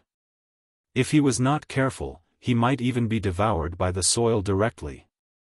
Yun Yang was close to despair. Was he, Yun Yang, really going to die here this time? Just when Yun Yang was almost in a daze, unable to move, his mind was a little fuzzy, and he was even thinking of giving up, the turning point had suddenly come. 2 chapters totaling up to 16,700. Everyone who read it chuckled. The author is beautiful and honest, Qidian is the most handsome. Chapter 463. This afternoon, I wrote half of it. When my wife came over, I asked her to take a look. She gave a suggestion. She said, "You're doing this purely to help the main character get out of trouble. It's a little too deliberate. It's too much like the main character's halo." I thought about it and felt that it made sense. Although the main character's halo was definitely there, it couldn't be done so smoothly, hence, I discarded the manuscript and thought about it again. Let's see if we can take another path. Give me some time. Chapter 464. When all the cheats could no longer display their effects, when all the manifestations and divine abilities were rendered ineffective, before absolute power, there was only despair. Yun Yang had never been one to give up easily. However, when his life force had been depleted to its limit, even his signs of life were gradually fading, his deific consciousness could not be released, and his eyes could not even be kept open. No matter how indignant and resentful he was, he could only sigh helplessly. Yun Yang had almost lost the ability to revert to his true form and return to the surface to meet Mr. Nian. Although Emmy was still waving its tendrils impatiently in the space, twisting and turning with all its might to supply an endless supply of air of vitality, it was a pity that it was only a drop in the bucket for Yun Yang's current condition. It could not keep up with the rate of depletion. It could only shrink its tendrils while ensuring its maximum output, trying its best to reduce its own consumption and assist Yun Yang to the best of its ability. Such assistance could only linger at death's door, it was of no help to the overall situation. As Yun Yang continued to be injured, his divine sense continued to be damaged as well. Emmy grew more and more exhausted. Although Emmy was in the alternate space, Yun Yang's physical and mental condition was the foundation of its survival. Once Yun Yang ceased to exist, Emmy would perish as well. Yun Yang, who was underground, was injured physically, mentally, and spiritually due to the incessant injuries. He was slowly losing his strength and could barely hold on. His initial realm was in grave danger, but Yun Yang was rather impressed by Mr. Nian, who was above him. This person, this kind of tenacity, this kind of perseverance, is really worthy of admiration. However, Yun Yang still had a vague feeling that something was amiss. This Mr. Nian seemed to be a little too free. Who was Mr. Nian? He was the master of the Four Seasons Tower. The master of the 5 venerable lords, the 4 supreme lords, many heaven realm cultivators, and the countless ace cultivators of the Four Seasons Tower. He possessed an unparalleled ability that was on par with the unrivaled expert Ling Xiaozue. For such a person to target him personally, he was giving Yun Yang enough face. However, purely in terms of his identity, besides using such methods to obstruct me, isn't it a little overkill? Isn't it a little too demeaning to himself? From Yun Yang's point of view, it seemed that only by appearing to save the 4 venerable lords from danger, severely injuring Old Mu with a single strike, and ambushing Lei Dongtian with a forceful strike, not staying for long after the deed was done, could he be the owner of the Four Seasons Tower, the world's top organization. And against a cultivator at the beginning stage of the heaven realm like him, he should have just turned around and left after missing his attack. As for the venomous words, the provocative words, and the talkative behavior of Mr. Nian, he did not have the demeanor of a ruler who ruled over the world like Mr. Nian. All in all, Yun Yang's encounter with Mr. Nian and his actions were vastly different from Mr. Nian's identity and the impression Yun Yang had formed from a glimpse of him. It did not match at all. In this regard, Yun Yang was even a little belittled. He knew that what he was doing was futile, yet he kept on chattering. How King lonely are you? Could it be that no one has spoken to you for 800 years or something? However, no matter what, the other party's cultivation base was truly earth-shattering, and there was no doubt that it was at a level that could shock the world. Among all the experts that Yun Yang had met in his life, he was unquestionably the best. Just as Yun Yang was about to lose hope, or perhaps he had already lost all hope, suddenly, he felt a faint ripple in the massive deific consciousness that shrouded above him. It was as if a powerful presence had suddenly arrived. Who was it? Was it a friend or foe? Yun Yang perked up. Could it be that I am not fated to die yet? Could there be a turning point in this battle? Who was it that had come? Since Mr. Nian did not kill him at once, it must be someone with a high status. Could it be Ling Xiaozue? Jun Moyan? Or perhaps Lei Dongtian had brought his men to seek revenge? Be it from any of the three, it meant that there was a variable in this battle. What disappointed Yun Yang was that the intertwining deific consciousnesses above him were much more peaceful. There was no hostile atmosphere at all. It was obvious that both parties did not intend to fight. Just as Yun Yang was filled with hope and disappointment, his heart sinking into despair, Mr. Nian's voice rang from above, "Why are you here?" Judging from his tone, the person seemed to be Mr. Nian's acquaintance. Was he an enemy as well? Yun Yang felt even more hopeless. One Mr. Nian was enough to make him die a horrible death, yet another one had come. The other party did not speak, but the ripple of the deific consciousness grew slightly louder. Yun Yang guessed that the person was communicating with Mr. Nian through telepathy. That was probably the truth, because Mr. Nian's voice had disappeared as well. It looked like both of them were cautious people. Even in such a special atmosphere, they were still communicating through telepathy. Yun Yang was even more curious. Who was it that could make Mr. Nian react in such a manner? Although the newcomer appeared to be hostile and was most likely a foe to Yun Yang, the current situation was already extremely dire.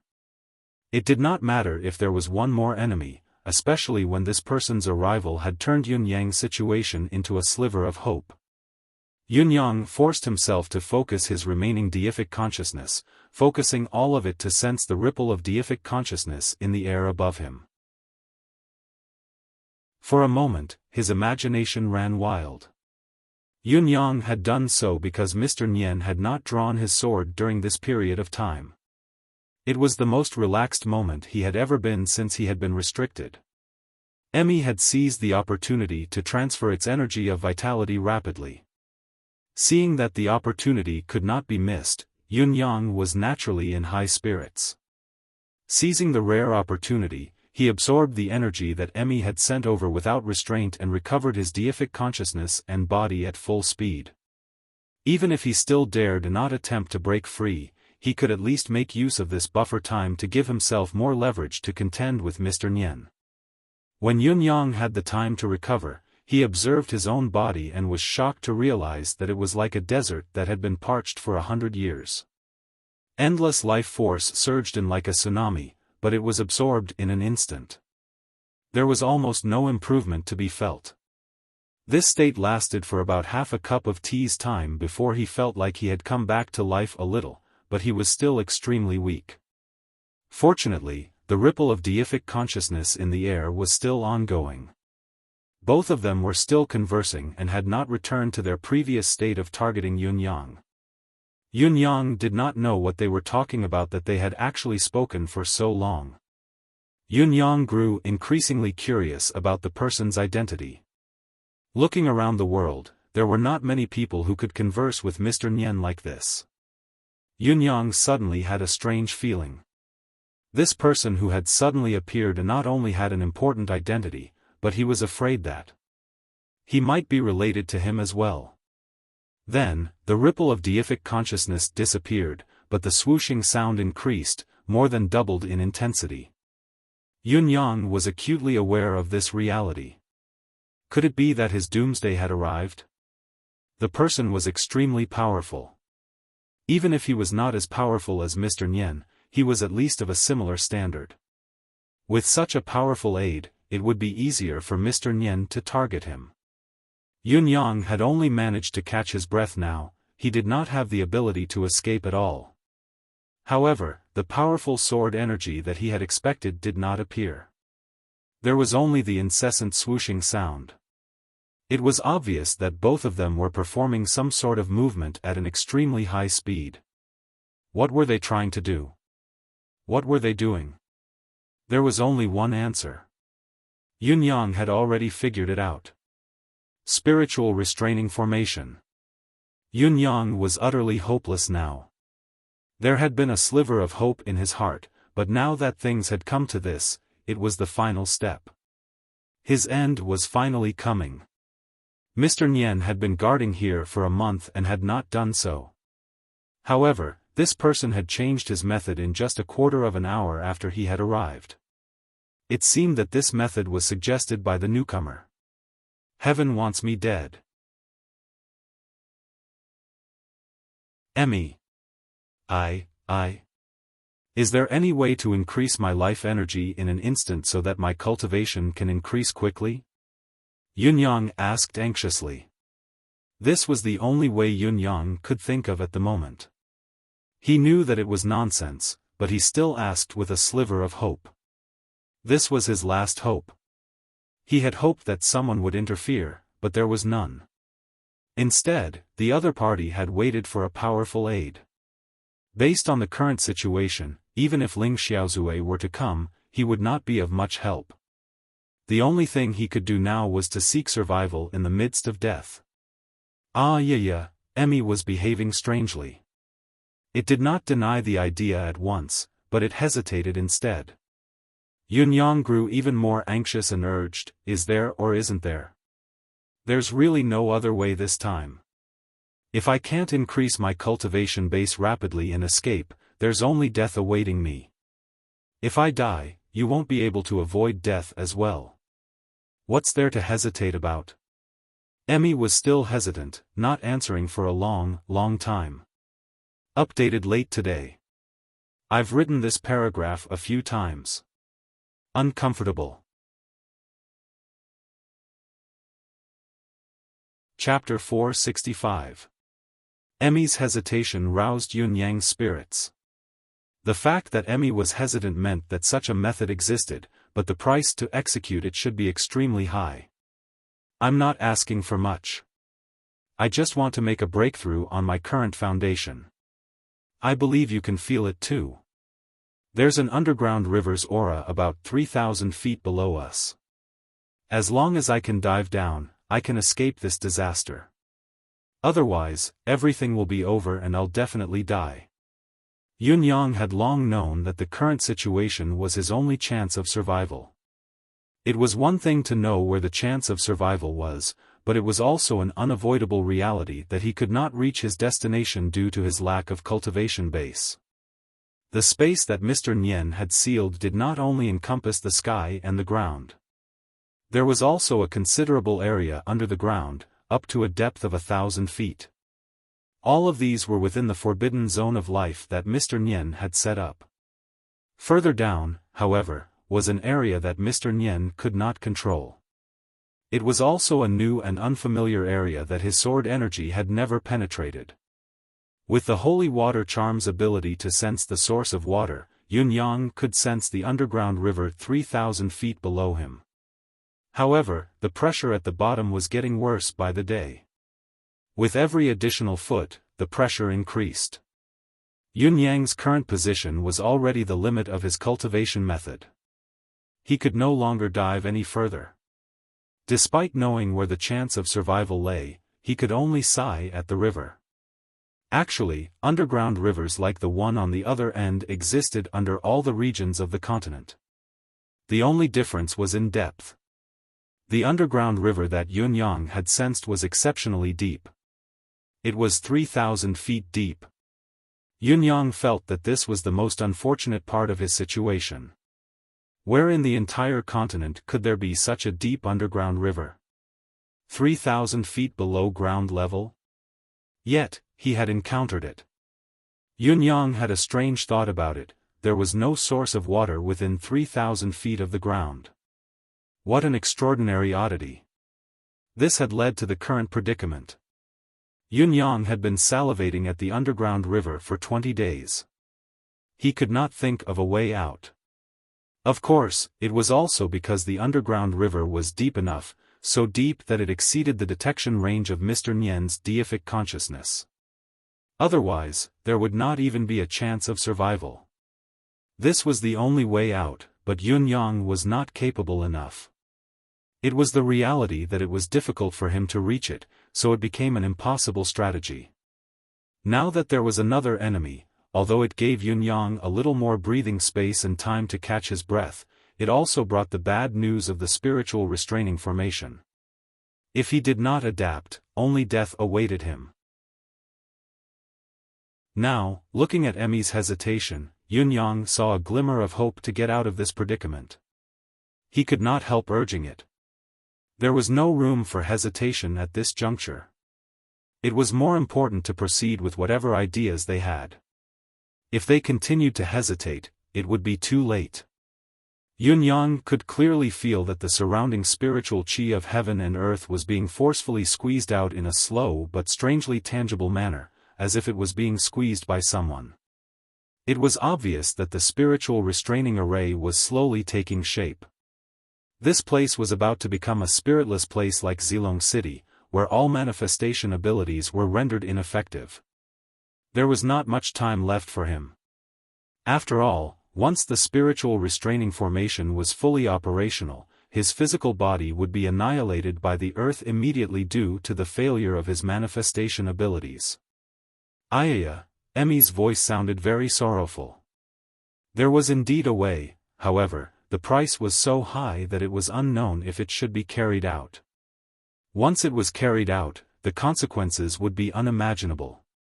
From Emmy's point of view, it was better to just die. Even if his physical body was extracted and killed by the spiritual restraining formation, his soul would still exist and he could be reincarnated as a human. By then, there would still be a trace of vitality left. As for Emmy, it would follow Yun Yang and there would be no loss. However, if it were to adopt this method, it would be equivalent to suicide. A suicide where the soul and spirit would be destroyed. Then, there would be no next life, he would be reduced to nothingness. Emmy could indeed forcefully fill all the current energy into Yun Yang's meridians in an extremely short amount of time, filling him with all the life force and karmic chi of good and evil. It would then elevate one of Yun Yang's abilities to a whole new level. This ability was called primordial borrowing. There was another well-known name for it, it was called star borrowing. In an instant, the power of the stars could be extracted and infused into one's body. However, Emmy did not want to do so at all. Otherwise, Yun Yang would not have mentioned it when Emmy had asked him many times when he was on the brink of death. Emmy had 3 concerns. The first was that the battle had come so suddenly. Yun Yang had been at an absolute disadvantage since the beginning, his body, mind, and spirit being injured continuously. More importantly, there was a gap. Even this method needed a certain buffer before it could be carried out, there was no room for it to be carried out previously. Secondly, Yun Yang's cultivation base was still too low. Once he did this, there was a 99% chance that it would not be an enhancement of some ability but an explosion on the spot. The destruction of his soul and spirit. The power of the stars. Even if each star only provided a ray of starlight, how could Yun Yang withstand it when it was gathered in his body? It was only a body of flesh and blood, yet he had to withstand such a massive force. This outcome was more serious than Yun Yang dying directly because there were a few different ways to die. For example, if Yun Yang's qi and blood were exhausted and his cultivation method was damaged, his soul would still be intact. As long as Mr. Nian was gone within a certain time limit, with Emmy's current deep understanding of the soul, there was a high chance that it could reassemble Yun Yang's soul and resurrect him. Or perhaps reincarnate. However, if the primordial borrowing art failed, Yun Yang would perish immediately. It would be an irrecoverable death. This was also the main reason why Emmy had refused to tell Yun Yang the truth when he had asked it many times before. Now, however, the situation was different. Once the spiritual restraining formation was formed, Yun Yang's manifestation powers would fail again. The method that Emmy had planned would be utterly hopeless because holy water charm, art of blood, and other cultivation methods could no longer be used. That was why it had no choice but to reveal the primordial borrowing art. However, after Emmy's repeated assessments, with Emmy's ability to operate, in addition to the tenacity of Yun Yang's meridians from consuming the heaven and earth resources, and the endless medicinal potential in his body, the success rate of executing the primordial borrowing art was still less than 10%. After all, even if it was to spoil a seedling to hasten its growth, the seedling had to have a certain foundation and grow to a certain height. With Yun Yang's current physique, there were only 3 outcomes if he were to use this method recklessly. The first possibility was that he would explode and die on the spot, with his soul and spirit destroyed. The possibility of this was more than 90%, almost 100%. The second possibility was that he would become an idiot. This would be if the method was executed properly and succeeded, but his brain would be destroyed by the forceful impact of the energy in the process.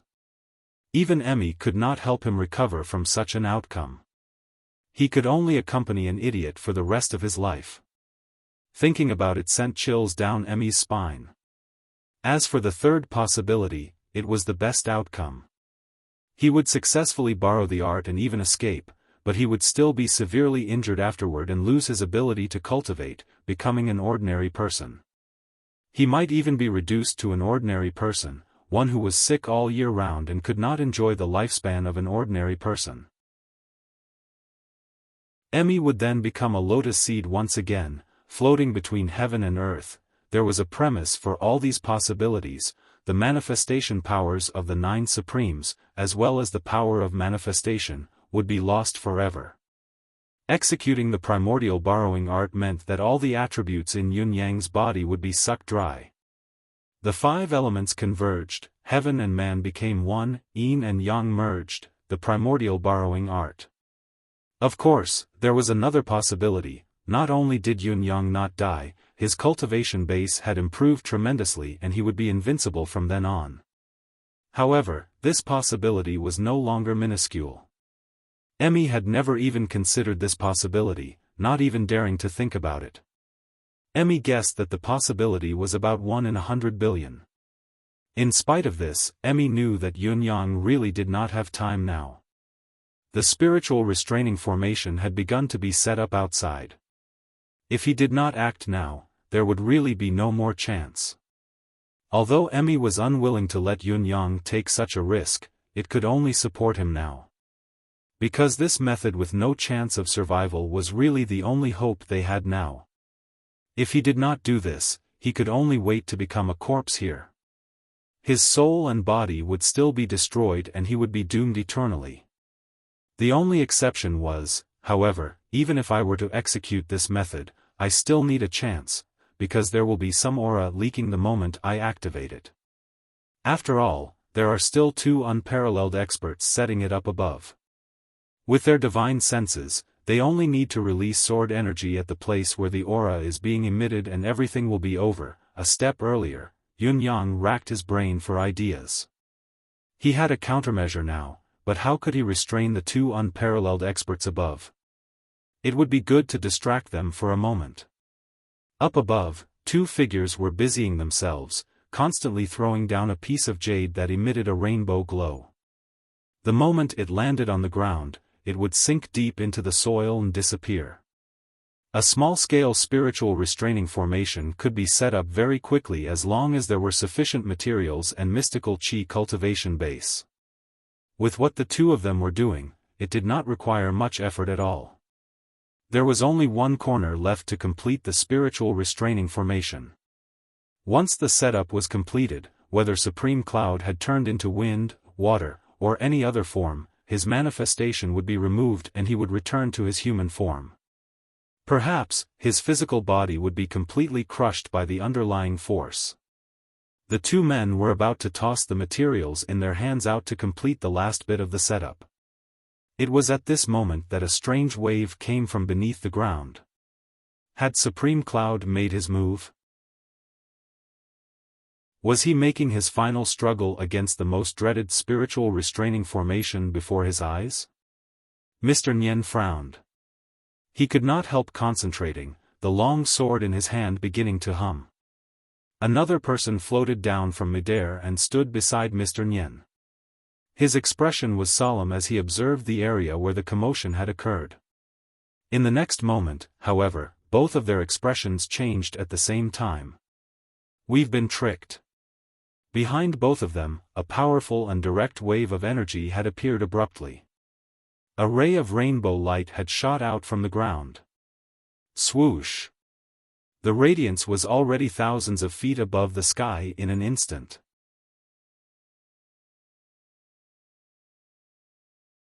Chapter 466. Both of them roared at the same time. Boundless sword energy left their hands and pointed straight at the rainbow radiance in the sky. At the same time, both of them sprung up as well, charging over at their highest speed.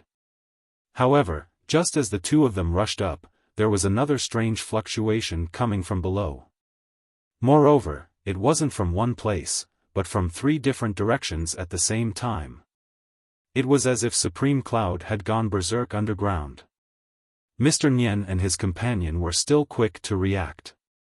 There was no hesitation throughout the entire process.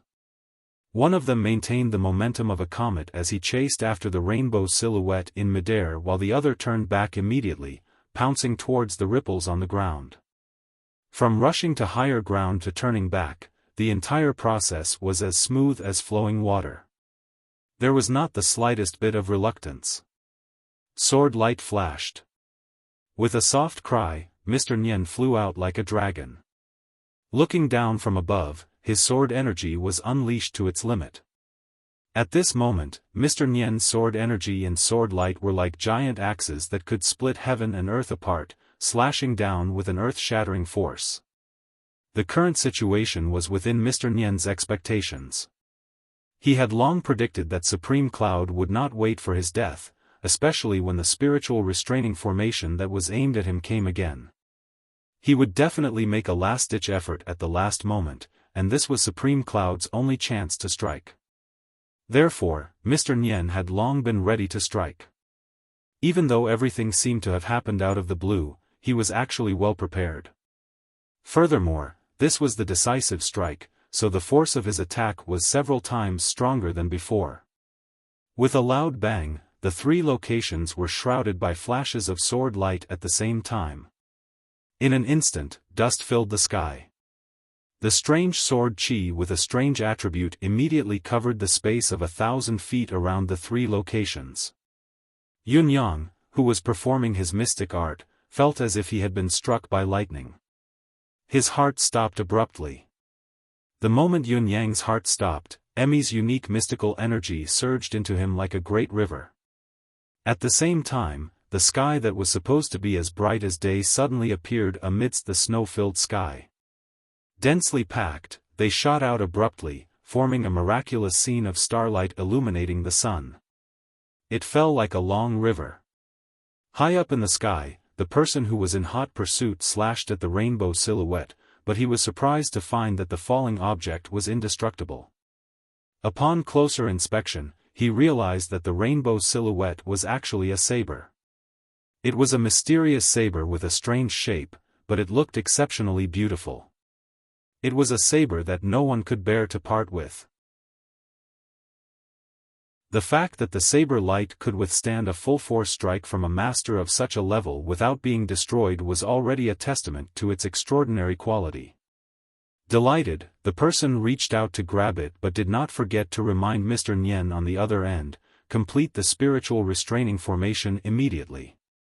Below, Mr. Nian's sword light shot out, but he suddenly felt the ground shake as the starlight from the horizon fell straight down. The power of heaven and earth was so overwhelming that even a powerhouse like Mr. Nian dared not face it head-on. Mr. Nian knew that things were not looking good, so he made a prompt decision. The few remaining pieces of rainbow crystals in his hands flew out and flew towards the designated location like a meteor chasing after the moon. In the sky, just as that person's finger was about to touch the blade of heaven's will, the blade of heaven's will suddenly flashed and mysteriously disappeared. On the ground, the entire mountain began to shake. Dust rose thousands of feet into the sky, threatening to cover the sun. For a moment, one could not even see their fingers or see anything. The rumbling was deafening as dozens of mountains crumbled at the same time. The power of the stars fell with a tremendous force, disintegrating all the mountains within 100,000 feet radius. The ground quaked as if the entire continent was enraged. Faced with such a phenomenon, Mr. Nian could only watch in shock, his mind blank. What was going on? Supreme Cloud? If Supreme Cloud had such capability, it would not be difficult for him to fight him head-on or even kill him. How could he have been forced into such a state? However, if this was not Supreme Cloud's doing, what was going on? Beneath the ground. Not only did Yun Yang, who had been channeled by Emmy, regain his vigor, but a tremendous force surged into his body with a boom. Yun Yang felt his body tremble violently, his soul almost completely shattered at that moment. He forcefully endured the excruciating pain, relying on the last bit of clarity in his mind to cast the holy water charm once more. Driven by the boundless force, Yun Yang's holy water charm cultivation base was elevated to a terrifying height in an instant. It was as if all the water in the world was under his control. He unleashed it with all his might. Almost in the blink of an eye, the water 3,000 feet below the ground suddenly surged upward with a loud boom. Yun Yang, who was channeling the holy water charm with all his might, endured the excruciating pain that felt like his soul was being torn apart, and dived with all his might, following the space where Mr. Nian's sword energy had landed. In the blink of an eye, he had already dived at least 2,000 feet deep. Yun Yang could already faintly feel the chill of the underground river beneath his feet. He felt relieved and was about to go with the current when the spiritual restraining formation was unexpectedly activated. Yun Yang felt his body grow heavy, losing his water manifestation and returning to his human form. Following the inertia, he tumbled into the surging underground river.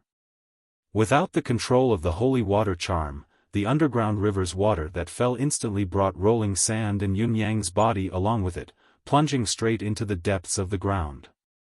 In an instant, it had returned to its original flow of the underground river, surging forward like a great river. In the blink of an eye, he had already gone somewhere unknown. With a boom, the mountains exploded. Gravel pierced through the air and waves filled the sky. It was a scene of the end of the world. On the ground, the two men waved their long sleeves. Their expressions did not change in the face of the collapsing mountains and splitting earth. They waved their sleeves calmly, brushing away the shattered rocks and flying dust.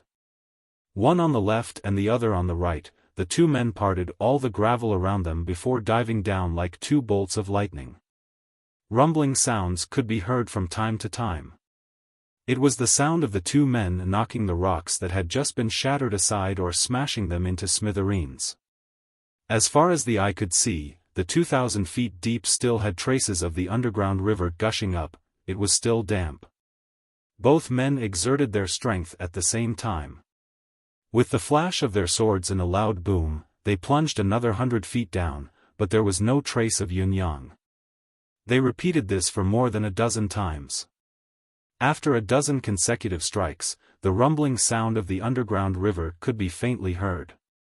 Just as the two men were about to continue their efforts and reach the underground river to continue their pursuit of Yunyang, the aftermath of the landslide above them finally showed itself. With a deafening rumble, both sides of their heads caved in at the same time.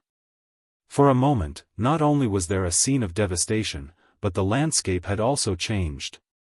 Both men cursed, unleashing their thick mystical chi at once in an attempt to withstand the earth-shattering force with their own domineering force. Both of their cultivations were already at the pinnacle of the world. Even a landslide wouldn't be able to cause any harm to them. In spite of this, they could not stop the inertia of the collapsing rocks and soil. When the collapse ended, both men were shocked to find that they had returned to a position close to the surface. The thousands of feet wide hole beneath their feet that they had just created was now sealed tightly by the collapsed rocks and soil. Supreme Cloud's aura had truly vanished this time. There was not a single trace of him left. Arg! The person who came next howled into the sky. His hands parted and two rays of sword light shot out at the same time. It was obvious that the person was still unwilling to give up. He did not want to give up the chance to kill Supreme Cloud just like that. Countless rocks and soil flew out once more in response to the sword light. Mr. Nian also lent a helping hand at the right time. An hour later, a super deep hole that was more than 300 zhang deep had appeared where the two of them stood. The width at the top was no less than 10,000 zhang, and it looked like a huge funnel. In front of both men, they were already 3,000 feet below the ground. A raging underground river, only 20 to 30 feet wide and of unknown depth, surged and flowed into the other end of the pitch-black hole on the other side. Mr. Nian's expression was ferocious. With a rub of his hands, a staff made entirely of mystical chi appeared in his hands. He plunged it directly into the underground river and lengthened it until it was about 100 feet long before he could confirm the bottom. The underground river was only 30 feet wide but 100 feet deep. The current was rapid. After such a long time, with Supreme Cloud's water manifestation ability like Supreme Waters, it was likely that he was nowhere to be found by now. Moreover, this was different from before. Supreme Cloud's shape-shifting ability could be put to good use here. Even though they knew that he was in this underground river, there was nothing they could do. They could not catch him any longer. Who would know which drop of water was Supreme Cloud in the entire river? Even if their cultivation base was impeccable, it was impossible for them to evaporate the underground river completely. He's gone. Mr. Nian sighed softly, a strange glint flashing across his eyes. He truly did not expect that he would fail to eliminate the 9 Supremes remnant even after he had personally come out with his overwhelming ability and planned ahead. Every move he made was highly targeted. Supreme Cloud is not fated to die yet. We can only look for another chance next time. The other man said faintly, however, the next chance is right before our eyes. We only need to look for it on the battlefield. Yutong is at a critical juncture now. As long as Supreme Cloud gets out, he'll definitely go to the battlefield. That's true. He has something to worry about. It's hard for him to escape death. Mr. Nian nodded. Both men exchanged glances and flew up without hesitation to return to the ground. Keeping the spiritual stones used to set up the spiritual restraining formation, they soared into the sky and headed east.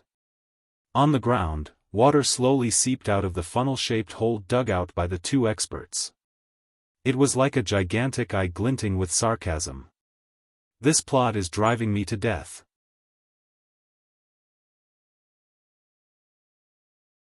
Chapter 467. In the blink of an eye, both Mr. Nian and Yun Yang had disappeared without a trace. He had no lingering feelings for this strange lake that he had created with his own hands. What Mr. Nian did not know was that his departure meant that he had truly lost the best chance to kill Supreme Cloud. The moment Yun Yang landed, the spiritual restraining formation had been successfully activated. Yun Yang's shape-shifting ability had completely vanished at that moment, reverting to his human form. Due to the backlash of the arcane art, he had fallen into a coma and could only drift forward along with the underground river. Mr. Nian only needed to jump into the underground river and search ahead.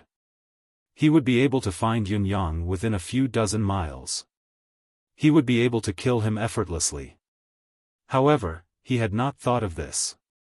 After all, Supreme Water had transformed into water, and his ability to hide in water form was too deeply ingrained in people's minds.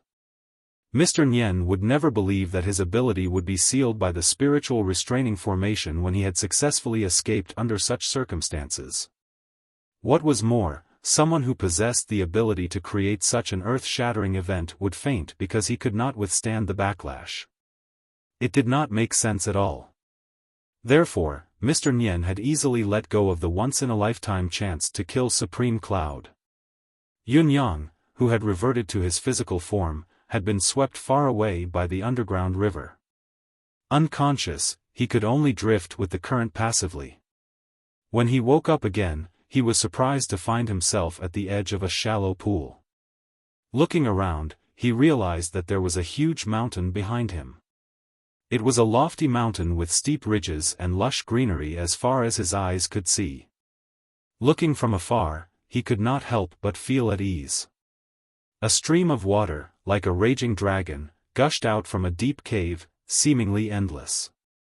Yun Yang woke up slowly. As he scanned his surroundings subconsciously, he almost fainted again before he could rejoice at the fact that he had survived the ordeal. Closing his eyes almost instinctively and breathing in the fresh air, Yun Yang was finally sure that he was still alive. In the next moment, it was not to rejoice that he had escaped death but to be assaulted by endless agony. His head felt like it was about to explode.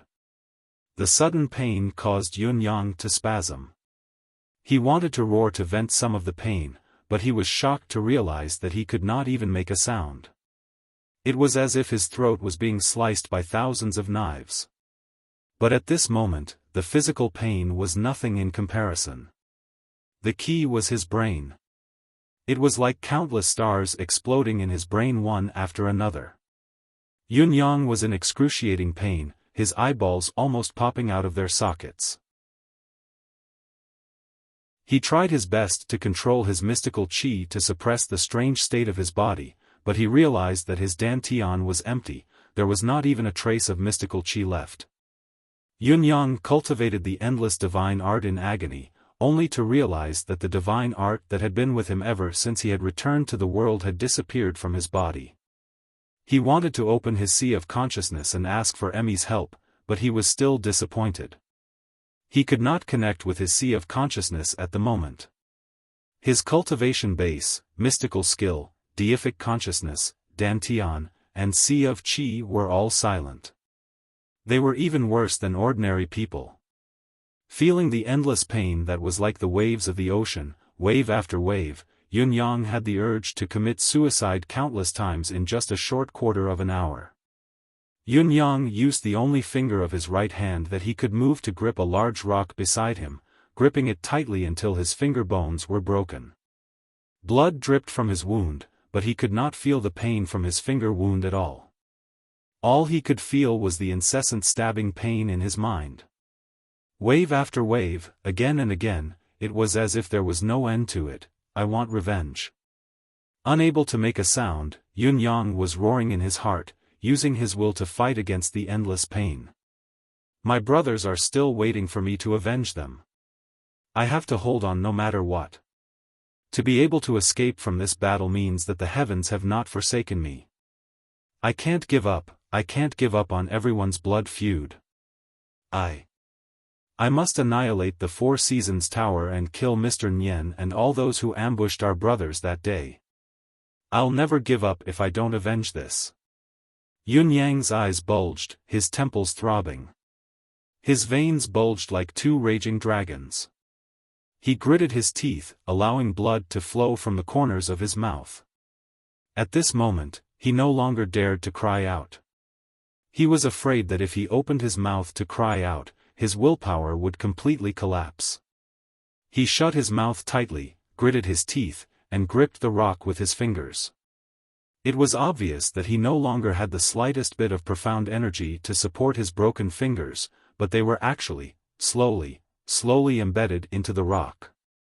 The hard rock that had been washed by the water for who knew how many years slowly began to show signs of being scratched. Yun Yang's eyes stared straight ahead, unblinking, as if there was a great temptation in front of him, but it was actually just an ordinary scenery that could be seen everywhere.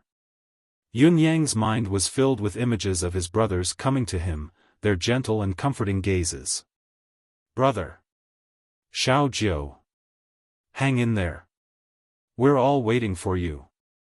Supreme Cloud can't fall. The 9 Supremes can't be annihilated. Remember to avenge us. The warm words were still in his ears, comforting Yun Yang's parched heart. Now, he could not even move a muscle. His right hand, the only part of his body that could move, had been crippled by Yun Yang himself. Yun Yang, who could not move, was left with only his sense of sight and touch.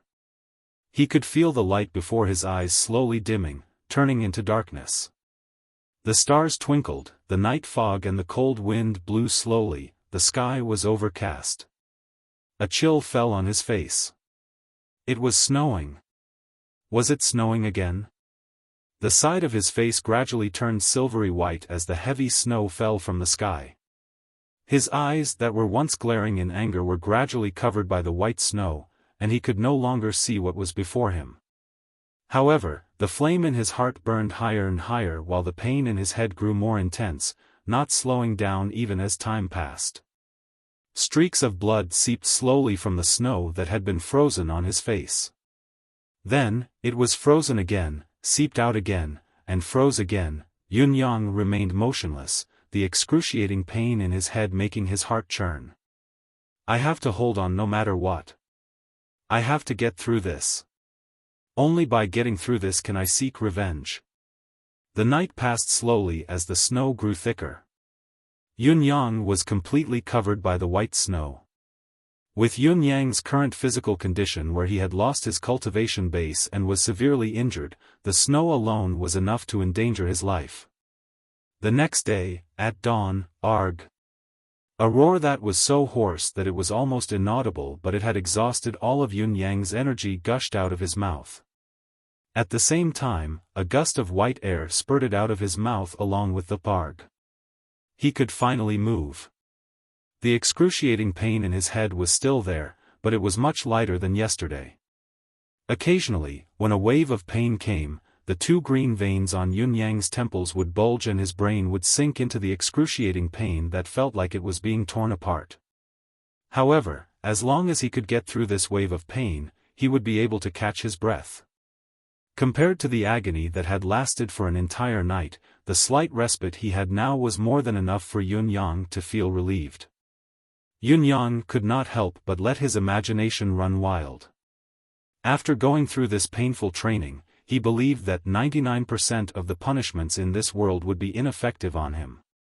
Even if all of them were applied to him at once, Yun Yang was confident that he could hold on until he died without making a single sound. The so-called punishment, compared to what he was experiencing now, compared to the agony, was truly insignificant, not even worth mentioning. Yun Yang panted and tried to control his body to move. He placed his right hand on the ground, trying to prop himself up. Another wave of pain assaulted him. This time, the pain did not originate from his brain but from his right hand, where his broken fingers were. Then, the physical pain throughout his body seemed to have been awakened from its slumber and flared up like a tidal wave. Yun Yang grunted in agony. The physical pain was unusually intense, but it was still not something that could be endured by ordinary people. However, Yun Yang, who had been assaulted by the extreme pain in his brain for a day and night, was still able to tolerate it, even though he was not to the extent of ignoring it. His body moved with great effort, moved a little, moved again, and with a flip, he finally moved away from his original position, and with another flip, he was back to facing the sky. The ice and snow that had covered his face for the whole night had all fallen off. What appeared in front of Yun Yang now was a dusky sky. Snow was still fluttering like goose feathers. However, the icy coldness that fell on his face seemed to be able to lessen his pain a little. Only then did Yun Yang have the time to check on his current physical condition, to confirm the extent of the damage he had sustained. He vaguely remembered that his right leg seemed to have been broken in the underground river. Even the slightest movement from his tibia would cause him pain.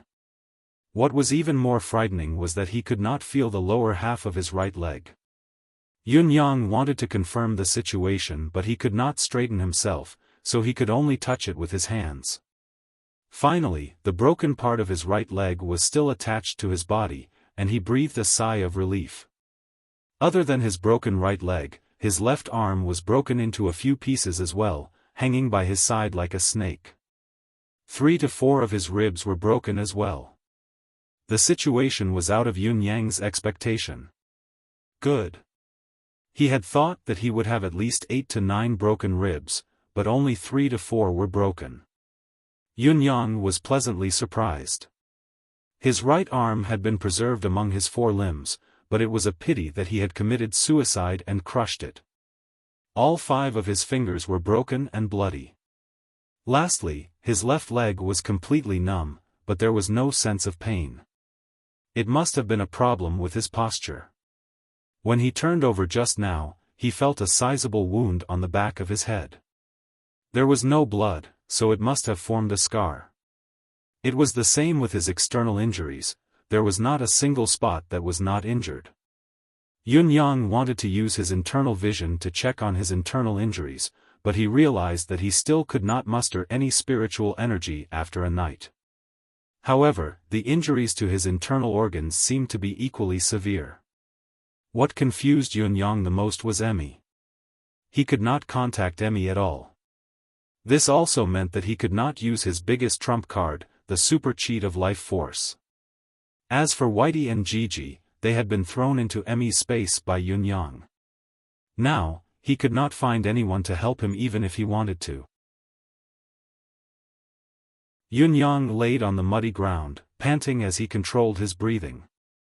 The injury this time feels more serious than the battle at Tianxian Cliff. At least Emmy could save me last time, but this time, even Emmy is silent. Yun Yang sighed. However, it seems that my current situation doesn't match the few possibilities Emmy mentioned. I didn't perish on the spot, I didn't become an idiot, and I didn't become an invincible expert.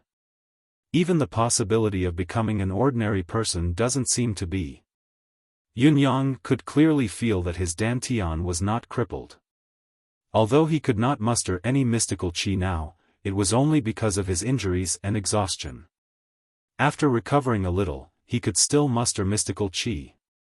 This means that I'm not crippled. Yun Yang felt that he could actually find a shred of comfort in such a hopeless and tragic situation. However, Emmy was right about one thing. The power that belonged to the 9 Supremes in his body was gone. Not even a trace of its existence was left behind. However, Yun-yang realized that there seemed to be another strange force in his body. However, this force did not listen to his command. Yun-yang did not know how lucky he was. Why was Emmy unwilling to use this method until the very end? It was because Yun-yang had no hope of pulling through. If he used it, only death awaited him. To use the power of a mortal to activate the treasure of heaven's will, to communicate with the power of the stars and infuse it into the human body. What kind of physique could withstand such an enormous force? How much power does a star have? It could be said that a star could be a Tianxian continent. It could even be bigger than the Tianxian continent. Even if it was a smaller star, how small could it be if it could exist in the night sky for eternity? To activate the power of the stars in one go, what kind of person could eat tens of thousands of Tianxian continents in one go? Everything else aside, even if Yun-yang were to consume all the treasures of heaven and earth in the Tianxian continent right now, it would be enough for him to explode 1,000 times. Although each star transmitted an insignificant amount of energy to the celestial body, there were too many of them. Yun-yang was not supposed to be spared. However, the most fortunate thing was that Mr. Nian had activated the spiritual restraining formation the moment the starlight shone down on him. The spiritual restraining formation weakened a portion of the power of the stars while Yun-yang immediately entered the underground river, preventing most of the stars' power from entering due to the spiritual restraining formation's influence. When the power of the stars broke through the spiritual restraining formation, Yun-yang was already in the underground river, drifting far away. Just like that, the power of the stars fell on the ground and into the funnel lake. From there, it became a blessed land. In time, spiritual herbs would surely appear in droves. On the other hand, Yun-yang had managed to escape the danger of exploding. Due to the spiritual restraining formation, Yun-yang's human form had sealed a portion of the power of the stars in his body. This power of the stars was the force that Yun-yang felt, but it was not the mystical chi force that Yun-yang thought it was. Half a day later, the sun was high up in the sky. Yun-yang took a deep breath and rolled around. Using his broken arm to support himself, he finally managed to sit up. It was only then that he realized that he was on a beach. Beneath him was sand that was as fine as powder. Less than half a foot in front of him, a river gushed into the distance. One of his legs was still soaking in the water. He turned his head, wanting to look elsewhere, but he heard a cracking sound coming from his neck. It was so painful that he was almost tearing up. His neck bone had been dislocated. After confirming his position, he shrugged his shoulders and twisted his neck with a loud crack, turning the dislocated part back. He shuddered in pain. His neck could finally turn. Covered in mud and ragged, Yun-yang felt like a zombie that had crawled out of a grave. Around him, the mountains and rivers were covered in snow. Looking around, there were no footprints on the snowy ground, only a few shallow triangular paw prints. Some kind of bird must have stopped there. With his current strength, he would never be able to walk out. However, this place seemed to be deserted. He recalled the legends about a certain senior who fell into the abyss or the underground river, always encountering a fortuitous encounter, meeting an unparalleled expert, and learning an invincible martial arts skill. Yun-yang looked left and right, but there seemed to be no trace of any fortuitous encounter or expert. Instead, he was about to starve to death. When he was trapped, Emmy provided him with energy, so he did not feel hungry. Now, however, his body was made of flesh and blood, he would starve to death if he did not eat. He still wore the spatial ring given by Lei Dongtian on his finger, but without mystical qi, he could not even open the ring. Yun-yang moved his body with great difficulty. Just pulling his feet out of the water and turning his body bit by bit on the beach was already so painful that he almost fainted several times. Then, he found a place he could lean on and leaned against his back. Only then did he dare to lie down and open his mouth to swallow the snow that was covered in mud and sand from his movement. Swallowing a mouthful of snow, he felt that his stomach was frozen as well, but his spirits were lifted. After a dozen mouthfuls, the last mouthful of snow melted in his mouth and he spat out the mud and sand. Yunyang sighed and realized that he could speak now. Enduring the pain in his throat, he called out hoarsely, "Is there anyone here?" It was quiet all around, there was no reply. Yunyang immediately stopped this unwise action. Looking around, he was now under the riverbed and there was a groove in front of him. Even if someone passed by, they would not be able to see him. Besides, his voice was too weak and could not travel far. A few more cries would exhaust his remaining strength. What he needed the most now was to save himself. Yunyang used both his arms and legs to crawl forward on the snowy ground, ignoring his broken limbs. There was a gentle slope in front of him. In the river below the slope, Yunyang noticed that there were a few stones covered in snow. That was where the water flow was relatively slow and the river was not deep. Then, what were these stones for? It meant that someone was crossing the river, using these stones as a cushion. If that was the case, although the slope was covered in snow, it was also a path that must be taken to cross the river. Yunyang could see that side from where he was, but if he were to look over, he would not be able to see Yunyang due to the cliff. Therefore, what Yunyang needed to do now was to climb over there. It was only a distance of 100 feet.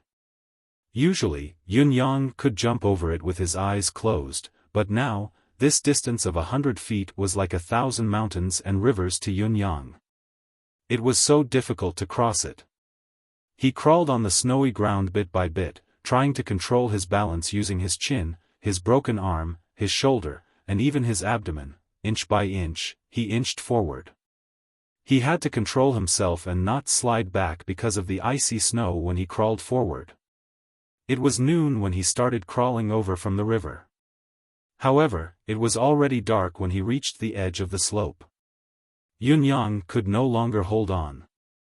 He laid quietly on the snowy ground and fainted. Before he fainted, he could only stretch his bleeding right hand forward and place it higher than his body on the snowy ground. This way, if someone came by, even if his body was covered in snow, he could still see his hand.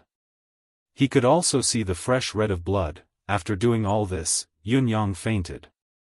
The rest was up to the heavens. If someone passed by and had a kind heart, he would still have a sliver of hope. If no one passed by, or if those who passed by ignored him, then he might have to leave this world forever. "Brothers, if you can see me from heaven, send someone to save me," Yunyang mumbled to himself in his coma.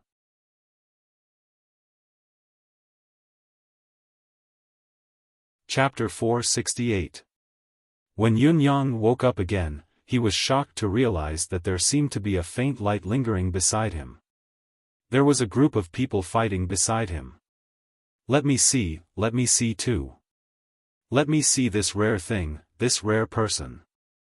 Unbelievable. It's really rare. F***ck me, I couldn't believe it when I heard it just now. So it's true. Amazing.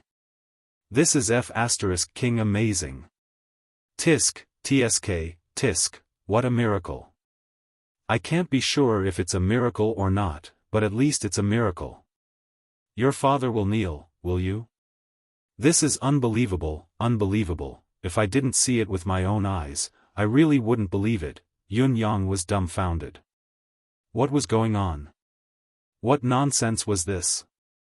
Yunyang opened his eyes and saw a row of heads hovering in front of him.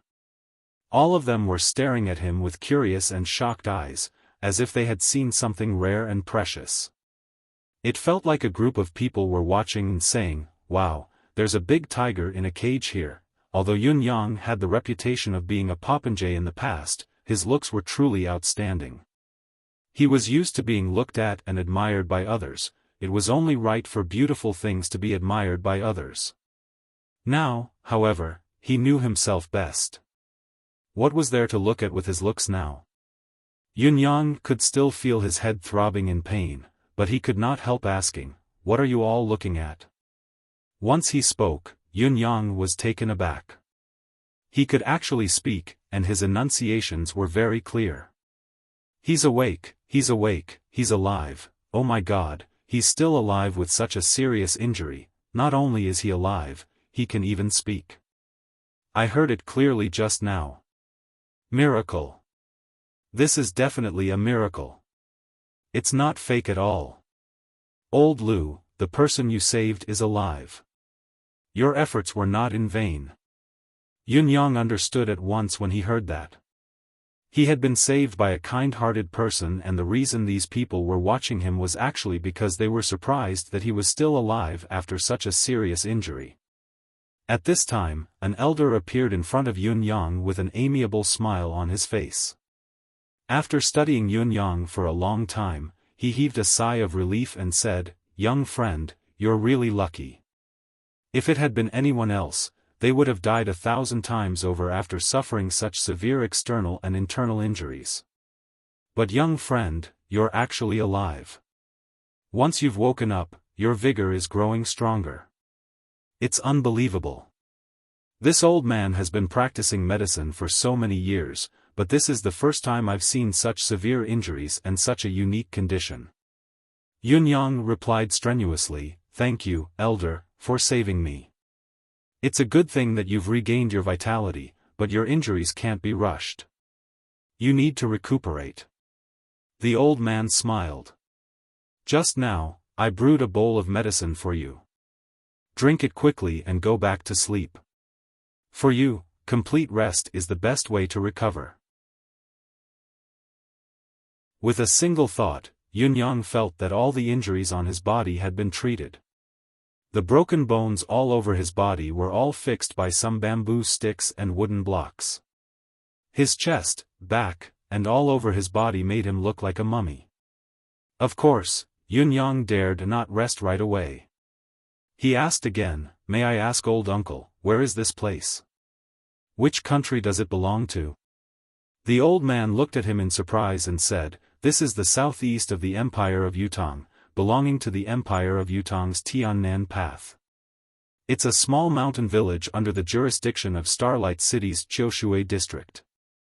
It's called Yellow Mountain Pass Village. Tiannan Road. Starlight City, Qiushui County." Yun Yang heaved a long sigh of relief, his gaze a little lost. He knew of the Tiannan Path and Starlight City that the old man mentioned, but he knew nothing about Qiushui County. However, since this place belonged to Starlight City, it shouldn't be too far away. Therefore, this place should be about 5,700 kilometers away from the eastern battlefront. If Yun Yang's ability had not been damaged, he could have covered this 5,700 kilometers in 2 hours. Now, however, Yun Yang closed his eyes dejectedly. Even if he were to go to the battlefield now, what could he do? He had lost his cultivation base, his external and internal injuries were unusually heavy, especially his manifestation powers. He was even weaker than an ordinary martial artist. If he were to really go to the battlefield, he might just lose his life in the blink of an eye. Therefore, the only priority now was to heal his injuries and recover his cultivation base as soon as possible. As for how much he could recover, everything would be left to the future. Right now, the only thing he could not do was to give up. He closed his eyes to rest and recuperate, but the people beside him were talking. "I wonder who this fellow is. He looks like he came from the battlefield." That's most likely the case. Looking at him, even 10,000 people wouldn't be able to beat him up so miserably. Is the battle really so tragic? One can see the general trend from the smallest detail. It's obvious how terrifying it was. I wonder how Xiaolu and the rest are doing now. At the mention of this topic, everyone sighed, and the atmosphere became silent for a while. Yun Yang opened his eyes and turned his head with difficulty to ask, "War?" It was only then that he noticed that the onlookers around him were mostly middle-aged and elderly people in their 40s or 50s. Any one of them had a face full of wrinkles, traces of weathering and vicissitudes. One of them asked, "You didn't come from the battlefield?" Yunyang sighed. I was on the way to reinforce the battlefield. I was beaten up by experts from other countries. Oh my God, the road to the battlefield is so difficult. And there were ambushes by experts from other countries along the way? The group of people was stunned when they heard him. The empire has issued a death warrant. All citizens have joined the war, swearing to protect their homeland. An elder saw through Yunyang's confusion and explained, we are small villagers from the mountains, but everyone has a responsibility when the country is in danger. The young hunters in this village have all been organized, a total of 36 people, to go to the battlefield. I wonder if they can arrive safely. Yunyang felt a surge of warmth in his heart. If the world was at peace and Yutong was at peace, we would naturally hide here and stand aloof from the world, seeking only peace and happiness. However, now that we're facing an autumn of destruction, although we're ordinary people, we can't live in peace. Sending our children to the battlefield to help is our duty. We don't seek to turn the tide, but we seek to have a clear conscience as Yutong's people when the country is in danger. The few old men's faces were filled with solemnity. Sai, actually, you were discovered by Xiaolu and the rest when they crossed the river and left the mountain. We thought you were a wounded soldier from the battlefield, but as Yutong's people, we naturally felt a sense of kinship, so we sent you back and instructed us to take good care of you. An elder said kindly, child, you've been injured from the battle after all. Since that's the case, you're Yutong's warrior. As long as you're still breathing, we'll try our best to save you even if we have to spend all our wealth. Recuperate in peace. Another elder said seriously, you're right. This is what we all know. All those who are injured on the battlefield are our heroes. What's more, your injuries are so severe. The meaning behind his words was clear. If he had not gone through an unusually brutal battle, how could his injuries be so severe?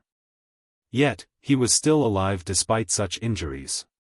This had already proven that Yunyang was not an ordinary person. One could only imagine how brutal the battle Yunyang had faced was. At the same time, it also proved his identity as Yutong's hero, a warrior on the battlefield. Yunyang said softly, I'm ashamed. The few elders comforted him hurriedly. Yunyang felt a burning passion in his heart, an unprecedented surge of emotion surging within him. With such a nation, how could Yutong be annihilated? How could it be annihilated? Then, afraid that they would disturb Yunyang's rest, the elders left the room quietly and closed the door. Yunyang could still hear the soft sighs outside. I wonder if the 9 Supremes Lords can join the war this time or not. I heard that the situation this time is unprecedentedly dangerous. Dongxian is invading with the entire nation's military force, that's right. If not, how could His Majesty have given the order to fight to the death, mobilizing the entire nation to face the national crisis together? The severity of the current situation is unprecedented. We've finally had a few years of peace, but now it's going to be chaos again. Sigh, I don't get it. Yutong has never provoked the other countries in recent years, nor have we initiated a war. Why do these countries have to target us so relentlessly? Could it be that they can only die in peace after conquering the world? I don't understand. These are probably the considerations of the important figures. We only need to do our part. Sigh, how I wish I could be younger by 8 to 10 years. Even if this old man is only 40 years old now, I'd still dare to go to the battlefield and fight those warmongers. How can the people live if there's a war every day? Yunyang sighed inwardly. He calmed himself down and began to channel his mystical qi with all his might. There was really nothing he could do with his current physical condition. Instead of being anxious, it would be futile. It was better to try to recover quickly. After all, what he needed the most right now was to heal his injuries and recover his ability. Hopefully, he could still make it to the battlefield in time. Rush to the battlefield and join in the war that would determine Yutong's survival. Pfft! Yunyang spat out a mouthful of blood, feeling weak all over. It was already the middle of the night. There was no progress in his body and cultivation method that he had set his heart on recovering. There was no other reason than that the meridians in Yunyang's body were extremely fragile. Even the slightest movement of his breath would cause them to shatter instantly. How could he cultivate to his fullest potential?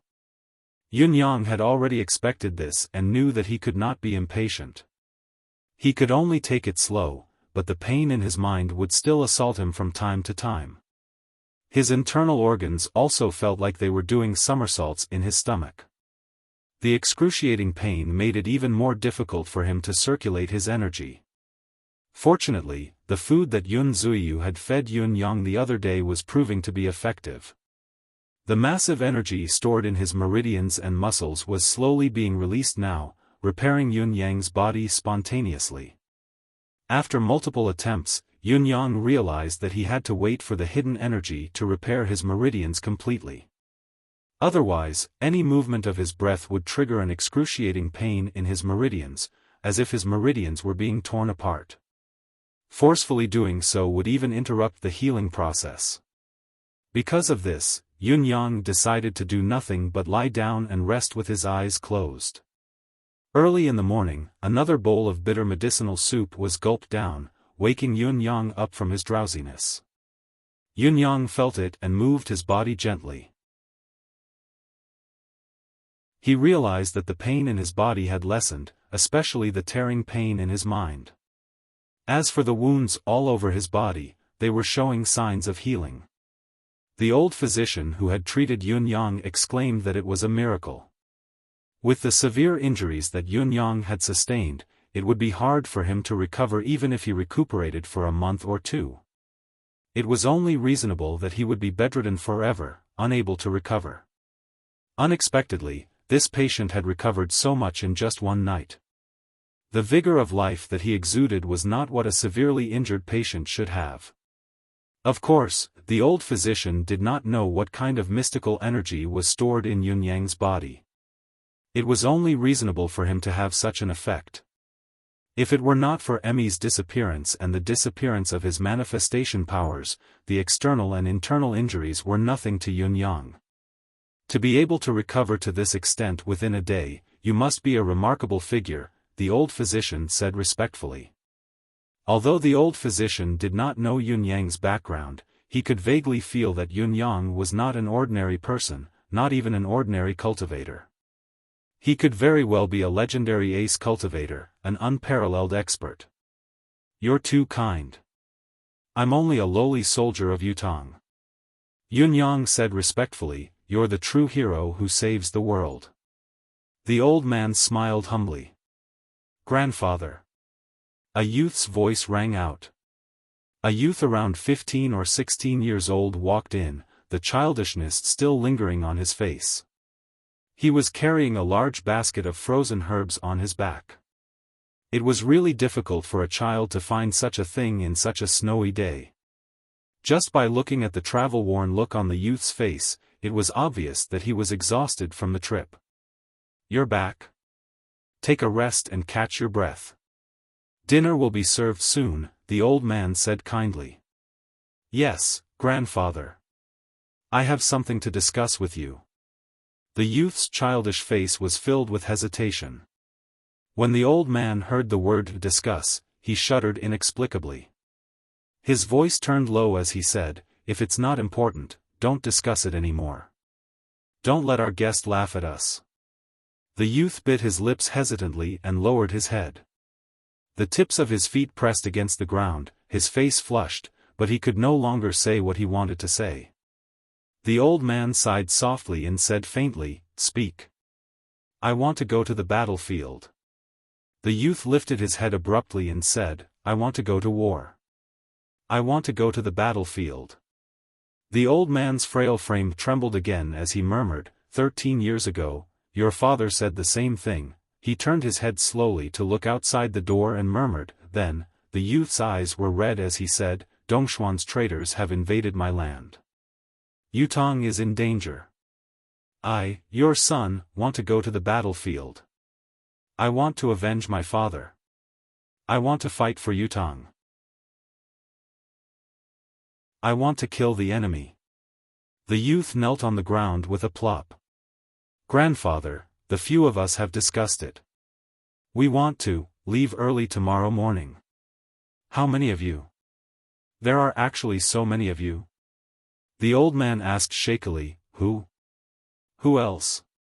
Erniu, Taizhu, Xuanzi, Huzi, Kaizi, there are 12 of us. The youth puffed up his chest and said, Uncles have all gone. We're all grown up now. It doesn't feel good to loiter around the village all day. We only feel humiliated every day now. We can kill the enemy and serve the country. Humiliated, the old man turned around slowly and said in a low voice, Even if you want to go, the families must agree. If all of you leave this village, other than women, children, and old men and women, there really isn't a single strong man left. The names that the youth mentioned were all the children in the village. The strong men in the village had all gone to the battlefield, so these children were the only strong laborers left in the village. They could be said to be the inheritors of the bloodline. The youth bit his lip and lowered his head in silence. Obviously, he understood the meaning of his grandfather's words. He really did, but, then, the old man made up his mind and said, Since you have decided to go, wait for another 2 days. Grandpa will help you pack up your luggage. Tonight. Child, Grandpa will make delicious food for you and some dry rations. Then, let the aunties and grannies make clothes and cloth shoes for all of you. I'll let all of you fill your stomachs and travel warmly. No. Yunyang, who was lying on the bed, sat up abruptly, his eyes gleaming. At least wait for another 4 days. The youth turned to look at him and asked in surprise, Why? Why do we have to wait for another 4 days? Yunyang said in a low voice, Because in these few days, all of you have to learn the art of killing on the battlefield from me. For yourselves and for your families at home, you have to increase your ability to kill the enemy and increase your ability to protect yourselves. The elder's murky eyes brightened and he asked worriedly, Sir, your body. Yunyang endured the pain all over his body and said resolutely, It's no longer a problem. Haven't you already felt that my body is getting better? The children have the heart to serve their country and are determined to go to war. I'll teach them some self-defense skills. When they're on the battlefield, at least, they'll have some ability to protect themselves, they'll have more ways to kill the enemy. The elder was moved to tears and said repeatedly, Thank you, thank you.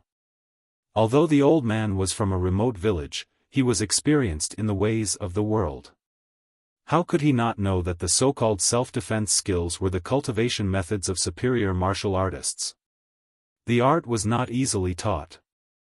It was easy for Yunyang to say it, but the old man dared not treat it lightly. Furthermore, the old man knew that anything could happen on the battlefield.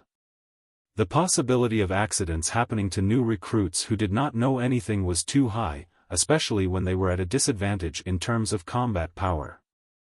An ability that could increase one's combat power and protect one's life on the battlefield was indescribably precious. If this person in front of him could really teach his grandson the art of fighting on the battlefield, wouldn't that mean that his grandson would have countless more chances to escape death? The elder turned back and hollered, What are you waiting for? Kowtow to your teacher. The youth was stunned and was about to kneel. Yunyang was ashamed. There was nothing more he could do now. Forget about the fact that the old man had saved his life, just looking at the fact that the child was still going forward despite knowing the dangers of the battlefield, he should help. He waved his hand forcefully and said, There's no need for unnecessary formalities. There are only 2 days. Even if you want to learn more, I can only teach you some practical things. There's no need for kowtowing. In the afternoon of the same day, Yunyang asked someone to carry him out. The group of teenagers who were prepared to go to war stood before him like tree stumps. There were 12 of them, not a single one missing. Each of the youth's eyes were trained on Yun Yang with a burning gaze. Killing on the battlefield is different from ordinary fights. The first thing you have to understand is that, you're not afraid of death. On the battlefield, the more one is afraid of death, the faster he will die. Yun Yang endured the throbbing pain in his head and enunciated each word clearly. All of you don't need to know too much about other things. What you have to remember now is that on the battlefield, you must take good care of your comrades. This is one of the two strongest weapons for survival on the battlefield. Not afraid of death. Take good care of your comrades. The youths were obviously confused. Yes, these two. The latter is even more important than the former. Yun Yang nodded seriously. Only when you're willing to block the saber for your comrades, will your comrades block the arrow for you. Where did the saying, brothers on the battlefield go through life and death together, come from? It comes from this.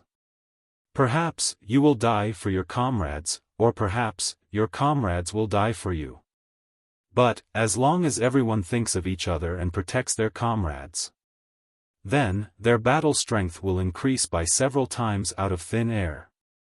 The youths did not fully understand Yun Yang's argument, but they bore it in mind. Not afraid of death. Take good care of your comrades. The two strongest weapons on the battlefield. The latter was even more important than the former.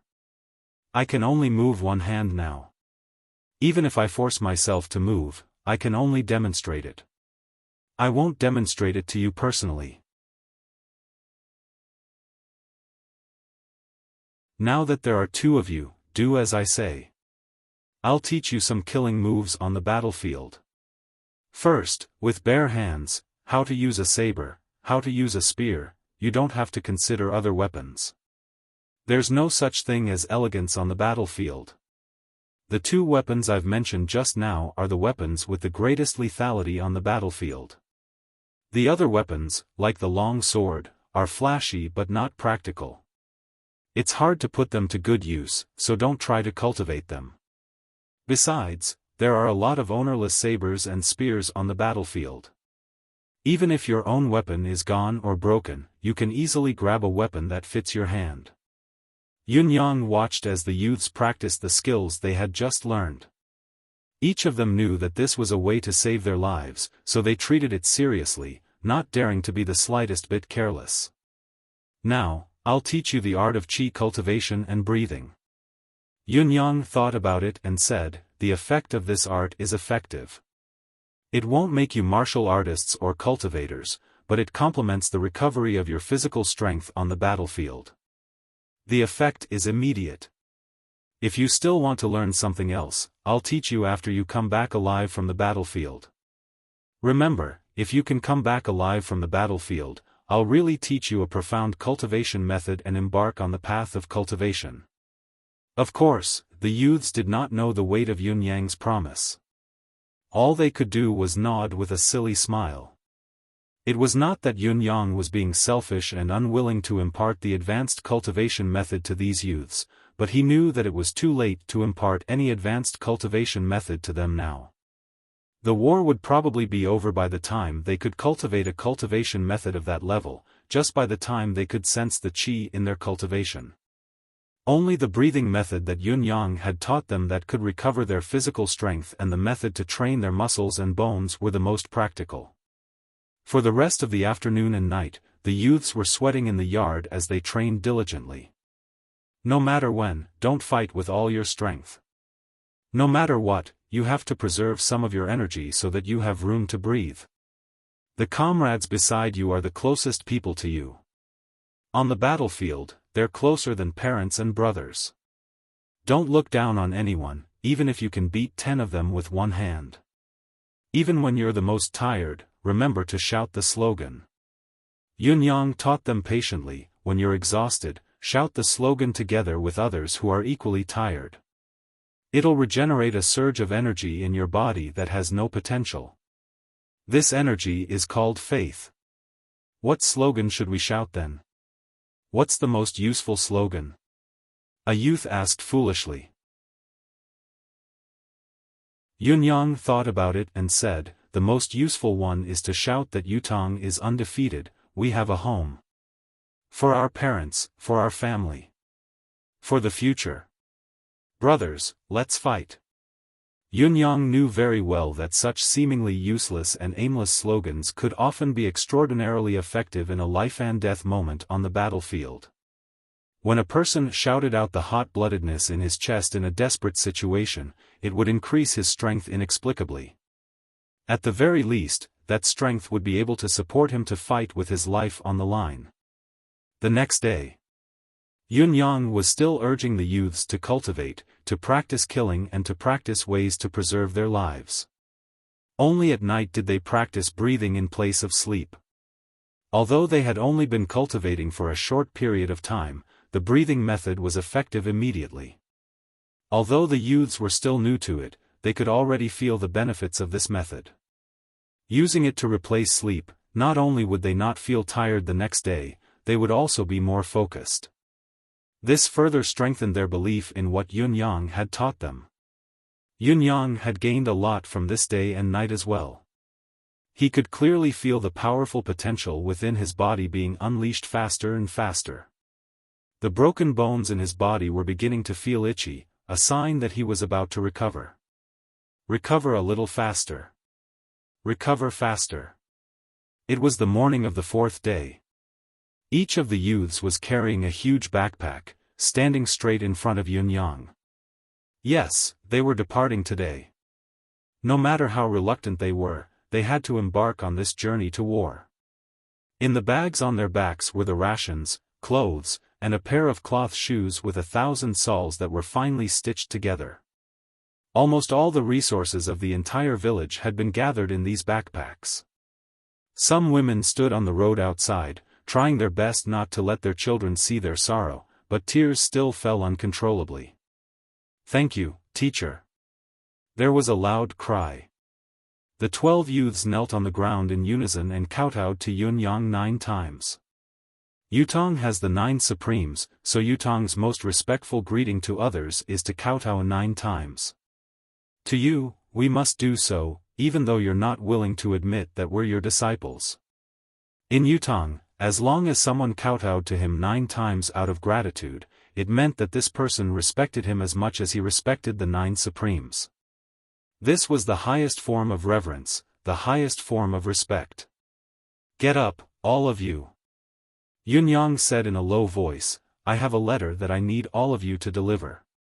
You must be going to the Fortress of Resilience to the battlefield this time. No matter which of the 3 people you see, you can pass my letter to them. As long as you say that you're sent by young Master Yun, this trip will be safe. The 3 of them are called Fu Baogua, Qiu Jianhan, and Shengguan Lingxiu. She's a woman. Yunyang said seriously, if you don't see the 3 of them in person, don't take the letter out. Yes. Taizhu answered loudly. He was the oldest among the youths, already 18 this year. He was the leader of this group of children.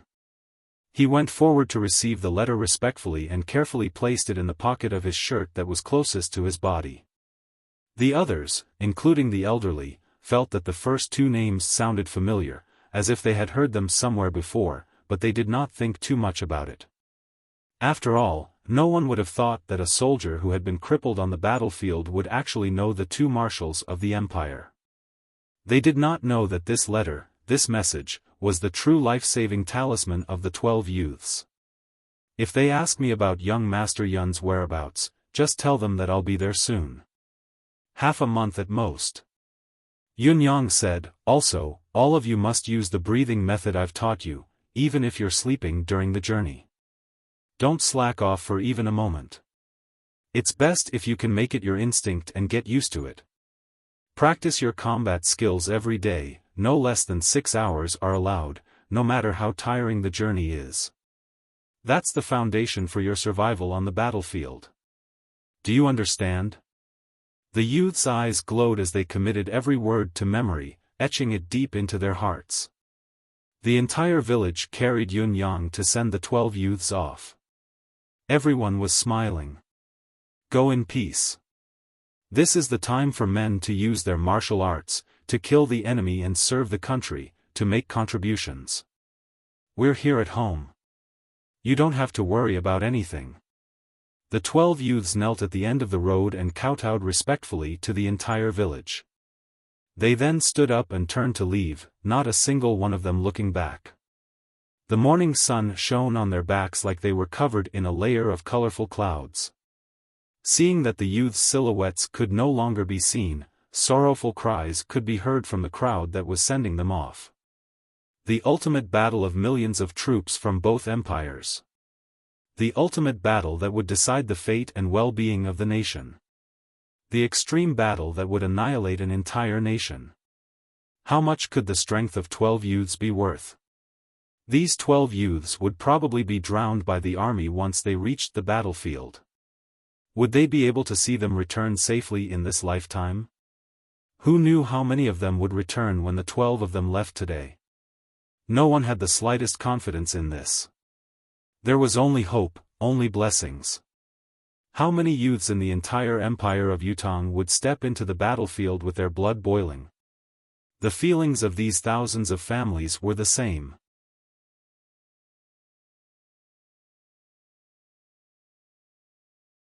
Chapter 469.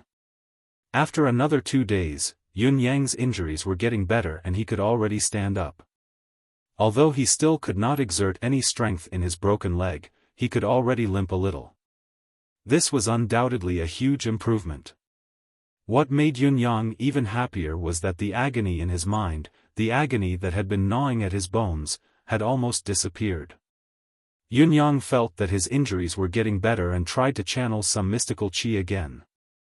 Although his organs were still torn apart and it was difficult to channel it, he did not spit blood this time. Instead, there was a faint sense of qi in his dantian. Another night and I'll be able to channel mystical qi. Yun Yang sucked in a deep breath. He was truly relieved. Yun Yang was actually very worried that his mystical qi would be crippled as well, but it seemed that everything was fine now. For the entire night, Yun Yang had been stabilizing his breathing. The tingling sensation that coursed through his body made Yun Yang feel blissful. In Yun Yang's eyes, his injuries were finally starting to show signs of improvement. The latter half of the night. In the pitch-black room, Yun Yang grunted abruptly. 2 beams of light shot out from his eyes amidst the pitch-black space. In the dimly lit cottage, a lightning-like radiance flashed in the illusory room. His Dantian sea of qi that had been unconnected for 7 days and 7 nights suddenly had a weak energy that pulsed faintly. Then, it rose slowly and reappeared in Yun Yang's senses. Amidst Yun Yang's inexplicable joy, his meridians slowly circulated along the route of the endless divine art that he had long determined. His shattered meridians had just been repaired, so they were still very tender. Yun Yang channeled his mystical qi slowly through them with extreme care. Yun Yang's meridians, which could have gone through hundreds of circulatory cycles in a single breath, were only able to complete a single circulation from late at night to daybreak. Yun Yang exhaled heavily, spitting out a mouthful of blood. It was not the reverse flow of blood in his meridians, but the blood clots that had been forced out from the circulation of his cultivation method. Just this mouthful of blood was enough to heal 10% of Yun Yang's internal injuries. Seeing that his injuries were getting better, Yun Yang dared not slack off. He continued the second cycle, the speed slightly faster than before. The inexplicable energy in his body gradually returned to Yun Yang's meridians along with the mystical qi, repairing his damaged meridians swiftly.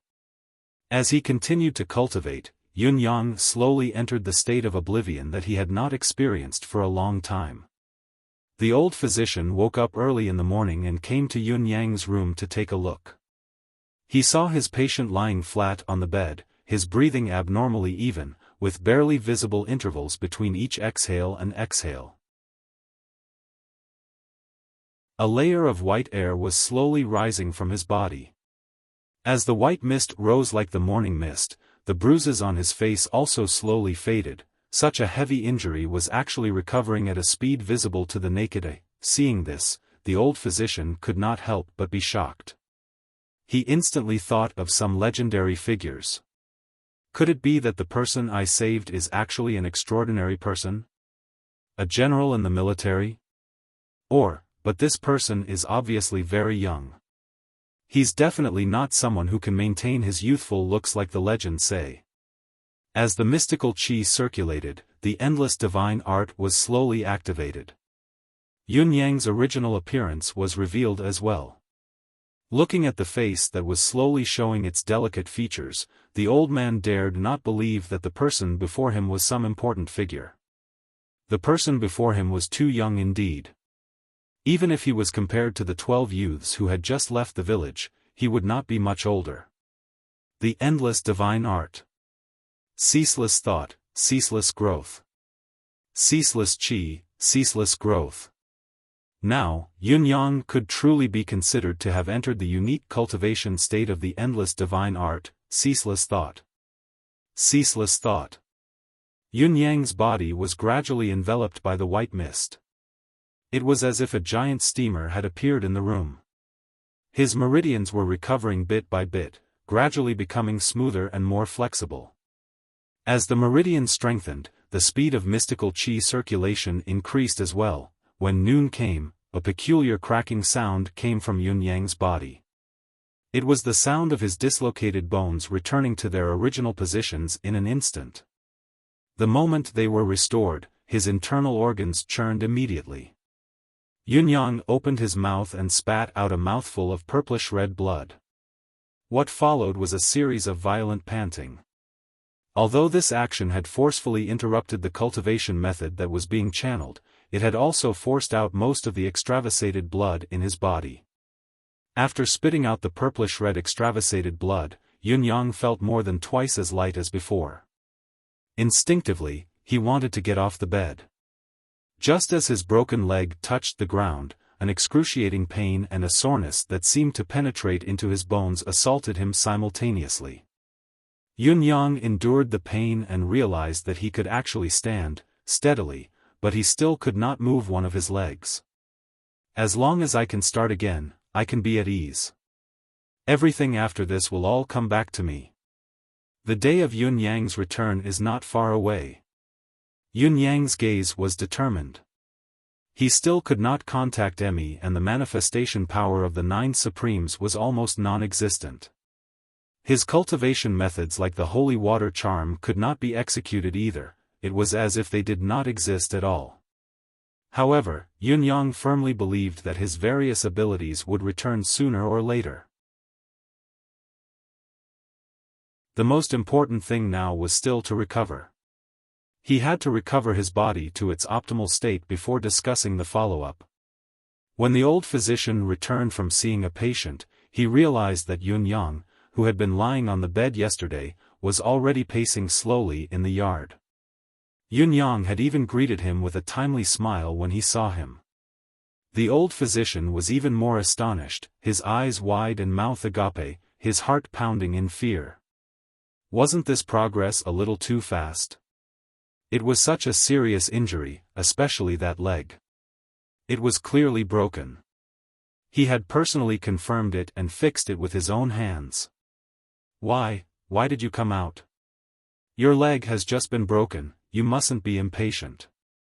You need to rest quietly. If you act so hastily and leave any sequelae, it'll be a lifetime of regret. Yun Yang smiled warmly and said gratefully, "Thank you, old sir, for your concern. However, I know myself. I can only recover better and faster if I move around more. Besides, I can't wait any more." Yun Yang's gaze was distant. The child knows to go to the battlefield. How can I spend my days here leisurely? It's a waste of time. Yun Yang's voice was filled with murderous intent. Although the unique manifestation power of the 9 Supremes could not be unleashed now, could it not be that Yun Yang's own strength could not kill? Another 3 days passed. Yun Yang felt that his cultivation base had recovered by 1/10 while his body was fine. Although he still could not fight intensely, traveling was no longer a problem. However, Yun Yang still chose to stay for another day. The purpose of him going to war was to kill the enemy, to go to the battlefield. He could not let others protect and take care of him. Therefore, even if it was necessary to go to war, he had to have the ability to do so. It was not enough to just have the heart. As his meridians were unblocked, Yun Yang's cultivation base recovered faster and faster. In addition, Yun Yang could now open his spatial ring with mystical qi. In the spatial ring, there was a top-grade medicine from the Xianhuang world that he obtained from Lei Dongtian. It was extremely effective. Yun Yang gulped down 6 bottles in one go without hesitation, immediately feeling extremely relaxed and in good condition. The only thing that troubled him now was that his broken leg and arm had yet to heal. Most importantly, the divine edge was also in his deific consciousness space. After losing the connection with Emmy, his subconscious could not be opened or even probed. Naturally, the divine edge could not be retrieved either. What a great loss this time. Under the winter sun, Yun Yang slowly summed up his previous behavior bit by bit. I was still too impulsive. However, if things were to be repeated and I heard that old Dugu has been captured and is about to be executed, should I go? Yun Yang thought about it and chuckled bitterly. Even if things were to be repeated, I'd still go. I'd still be impulsive. Because this is a family that I can't abandon. Knowing the outcome, I'd still go. What if I knew that this was a trap from the 4 countries before I went? What if I knew that the country would be facing such a critical situation before I went? What if I knew that the country would be besieged on all sides?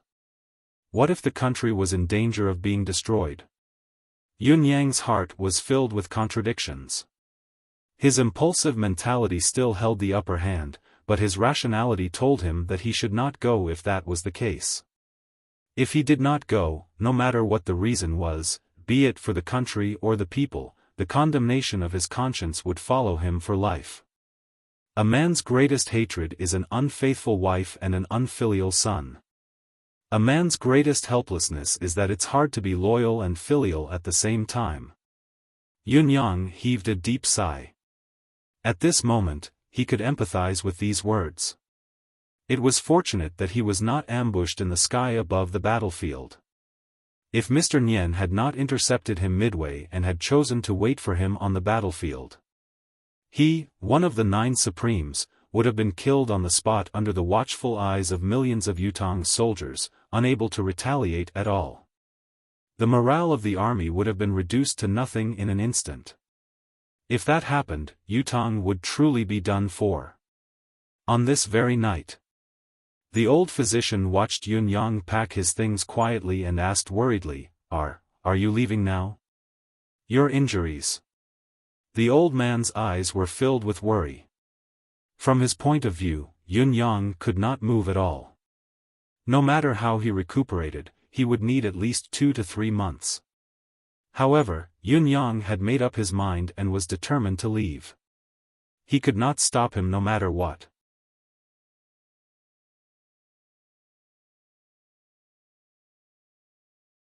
Chapter 470. It's all right. Yun Yang said with a smile, Don't worry, old man. My injuries are fine now and I have medicine with me. I'll need at least half a month to reach the battlefield in my current state. This half a month's time is enough for me to recuperate. The elder sighed. Rushing on the road and recuperating from his injuries were originally contradictory actions. If one were to travel at full speed, it would be extremely rare for one's injuries to not worsen. How could one recuperate while traveling? What nonsense, what a self-deceiving way of saying. However, there was nothing he could do. He could only let it be. Seeing that Yun Yang had made up his mind and that it was useless to stop him, the old physician said softly, Perhaps you can choose to take a slight detour.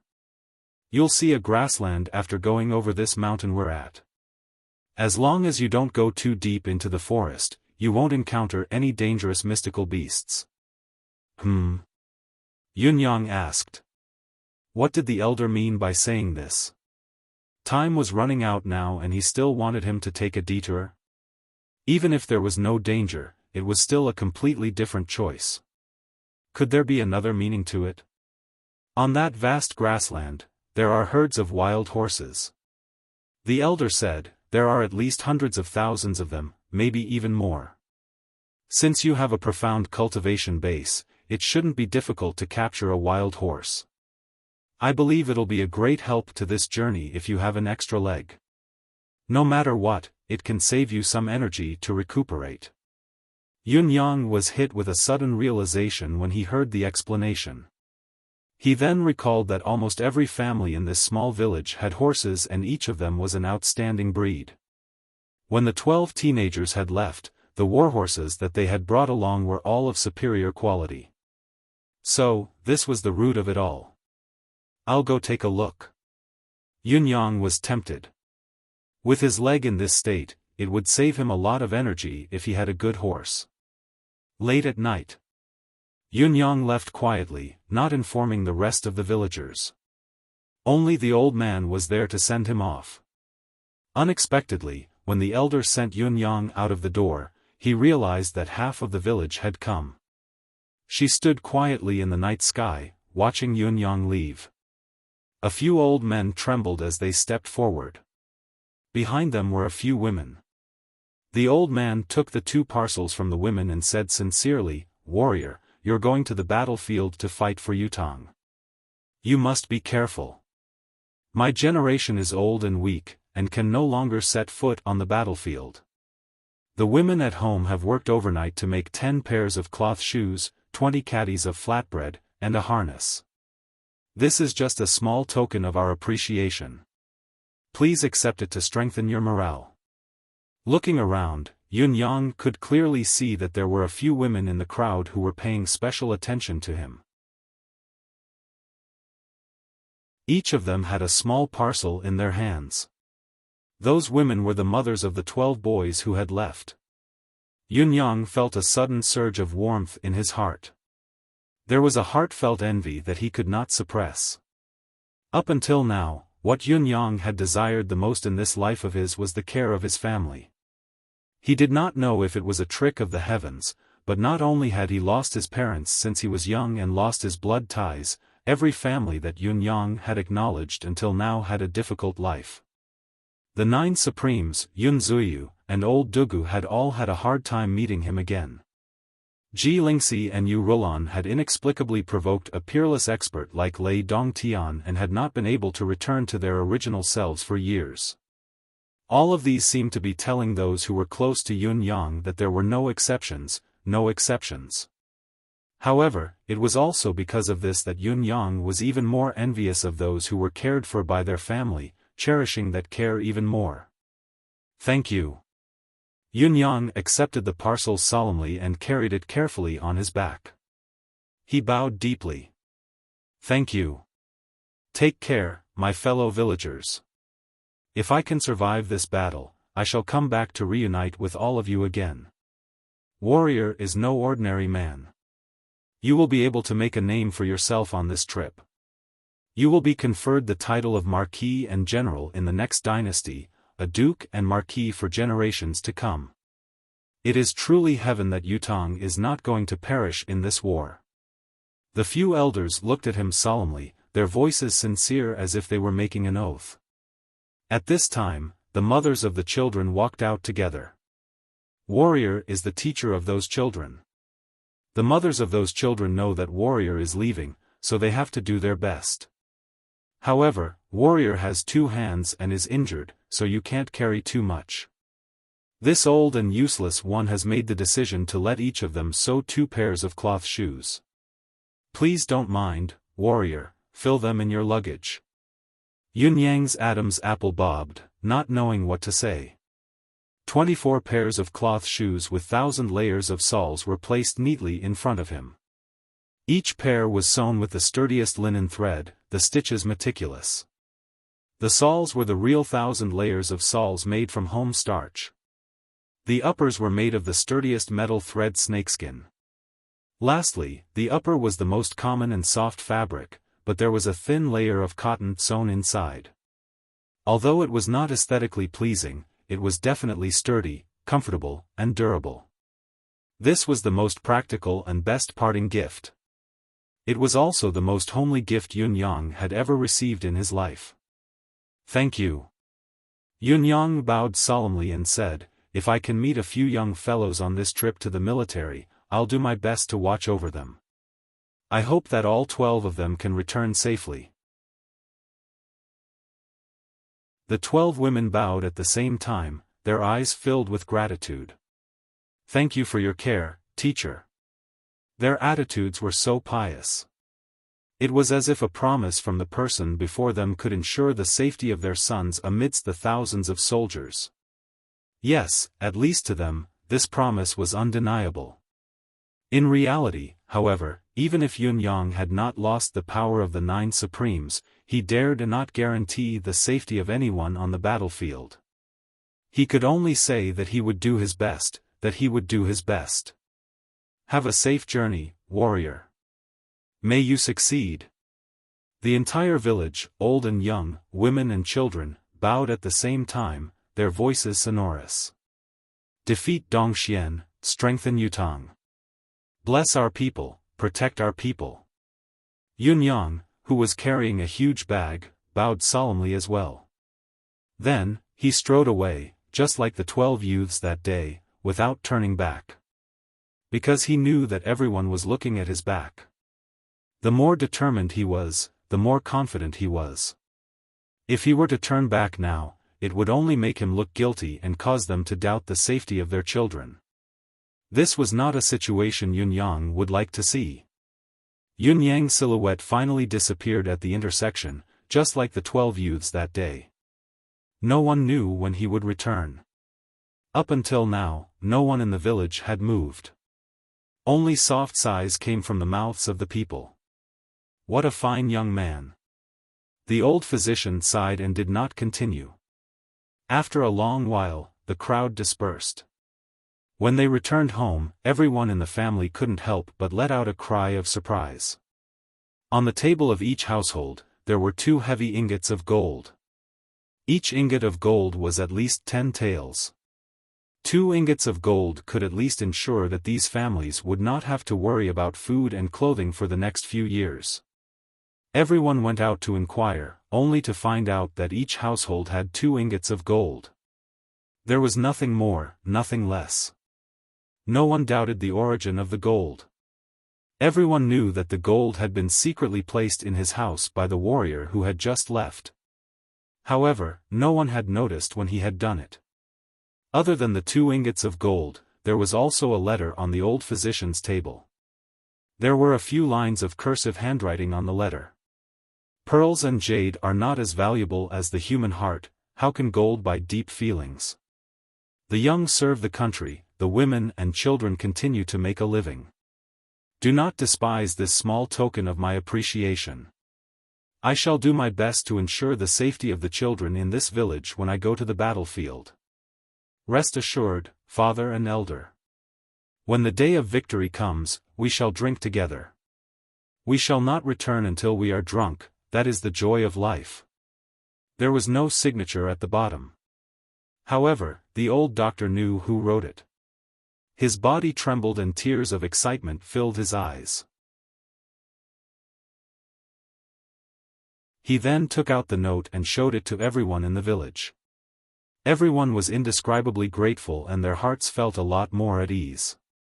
The warrior knew that without the young men in the village, it would be difficult to make a living in the future. However, with the gold he had left behind, it was enough to ensure a stable and prosperous life for the entire village.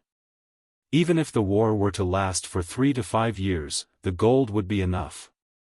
His arrangements were meticulous to the extreme. This person is meticulous and has a profound mystical skill. His actions and actions have the bearing of a successful person. I wonder who he is? Our small village is actually fated to be acquainted with such an important person. It is truly a blessing from the heavens. An elder sighed softly. Yun Yang left Yellow Pass village and headed east, coming to the mountain that the old physician had mentioned. Yun Yang, who had regained his mobility and a portion of his mystical skill, climbed up easily. In less than an hour, he was already at the top of the mountain. Looking down, all he could see was darkness. However, since he was already here, there was no need to turn back. He climbed down carefully. When he reached the foot of the mountain, there was a thick layer of snow and thick, withered grass beneath it.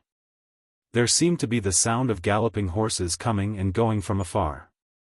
This place was truly a natural horse farm. Even though it was the middle of winter, the horses were still galloping merrily. To be fair, the old physician had indeed given Yun Yang the best choice. Yun Yang had lost all of his manifestation powers. Although his mystical skill had recovered, it was still a long way from completion. If he were to travel to the eastern border with only 2 legs, it would be difficult for his injuries to recover even if he could reach it in half a month. However, if he had a good horse as a means of transportation, the situation would be vastly different. Otherwise, Yun Yang would not have come here to find a mount that suited him, as the old physician had suggested. At dawn, the sky shone brightly once again. You're tuning in to the Xiaofan's Wuxia Tales YouTube channel. Don't forget to subscribe and join us on this journey to catch the most captivating stories.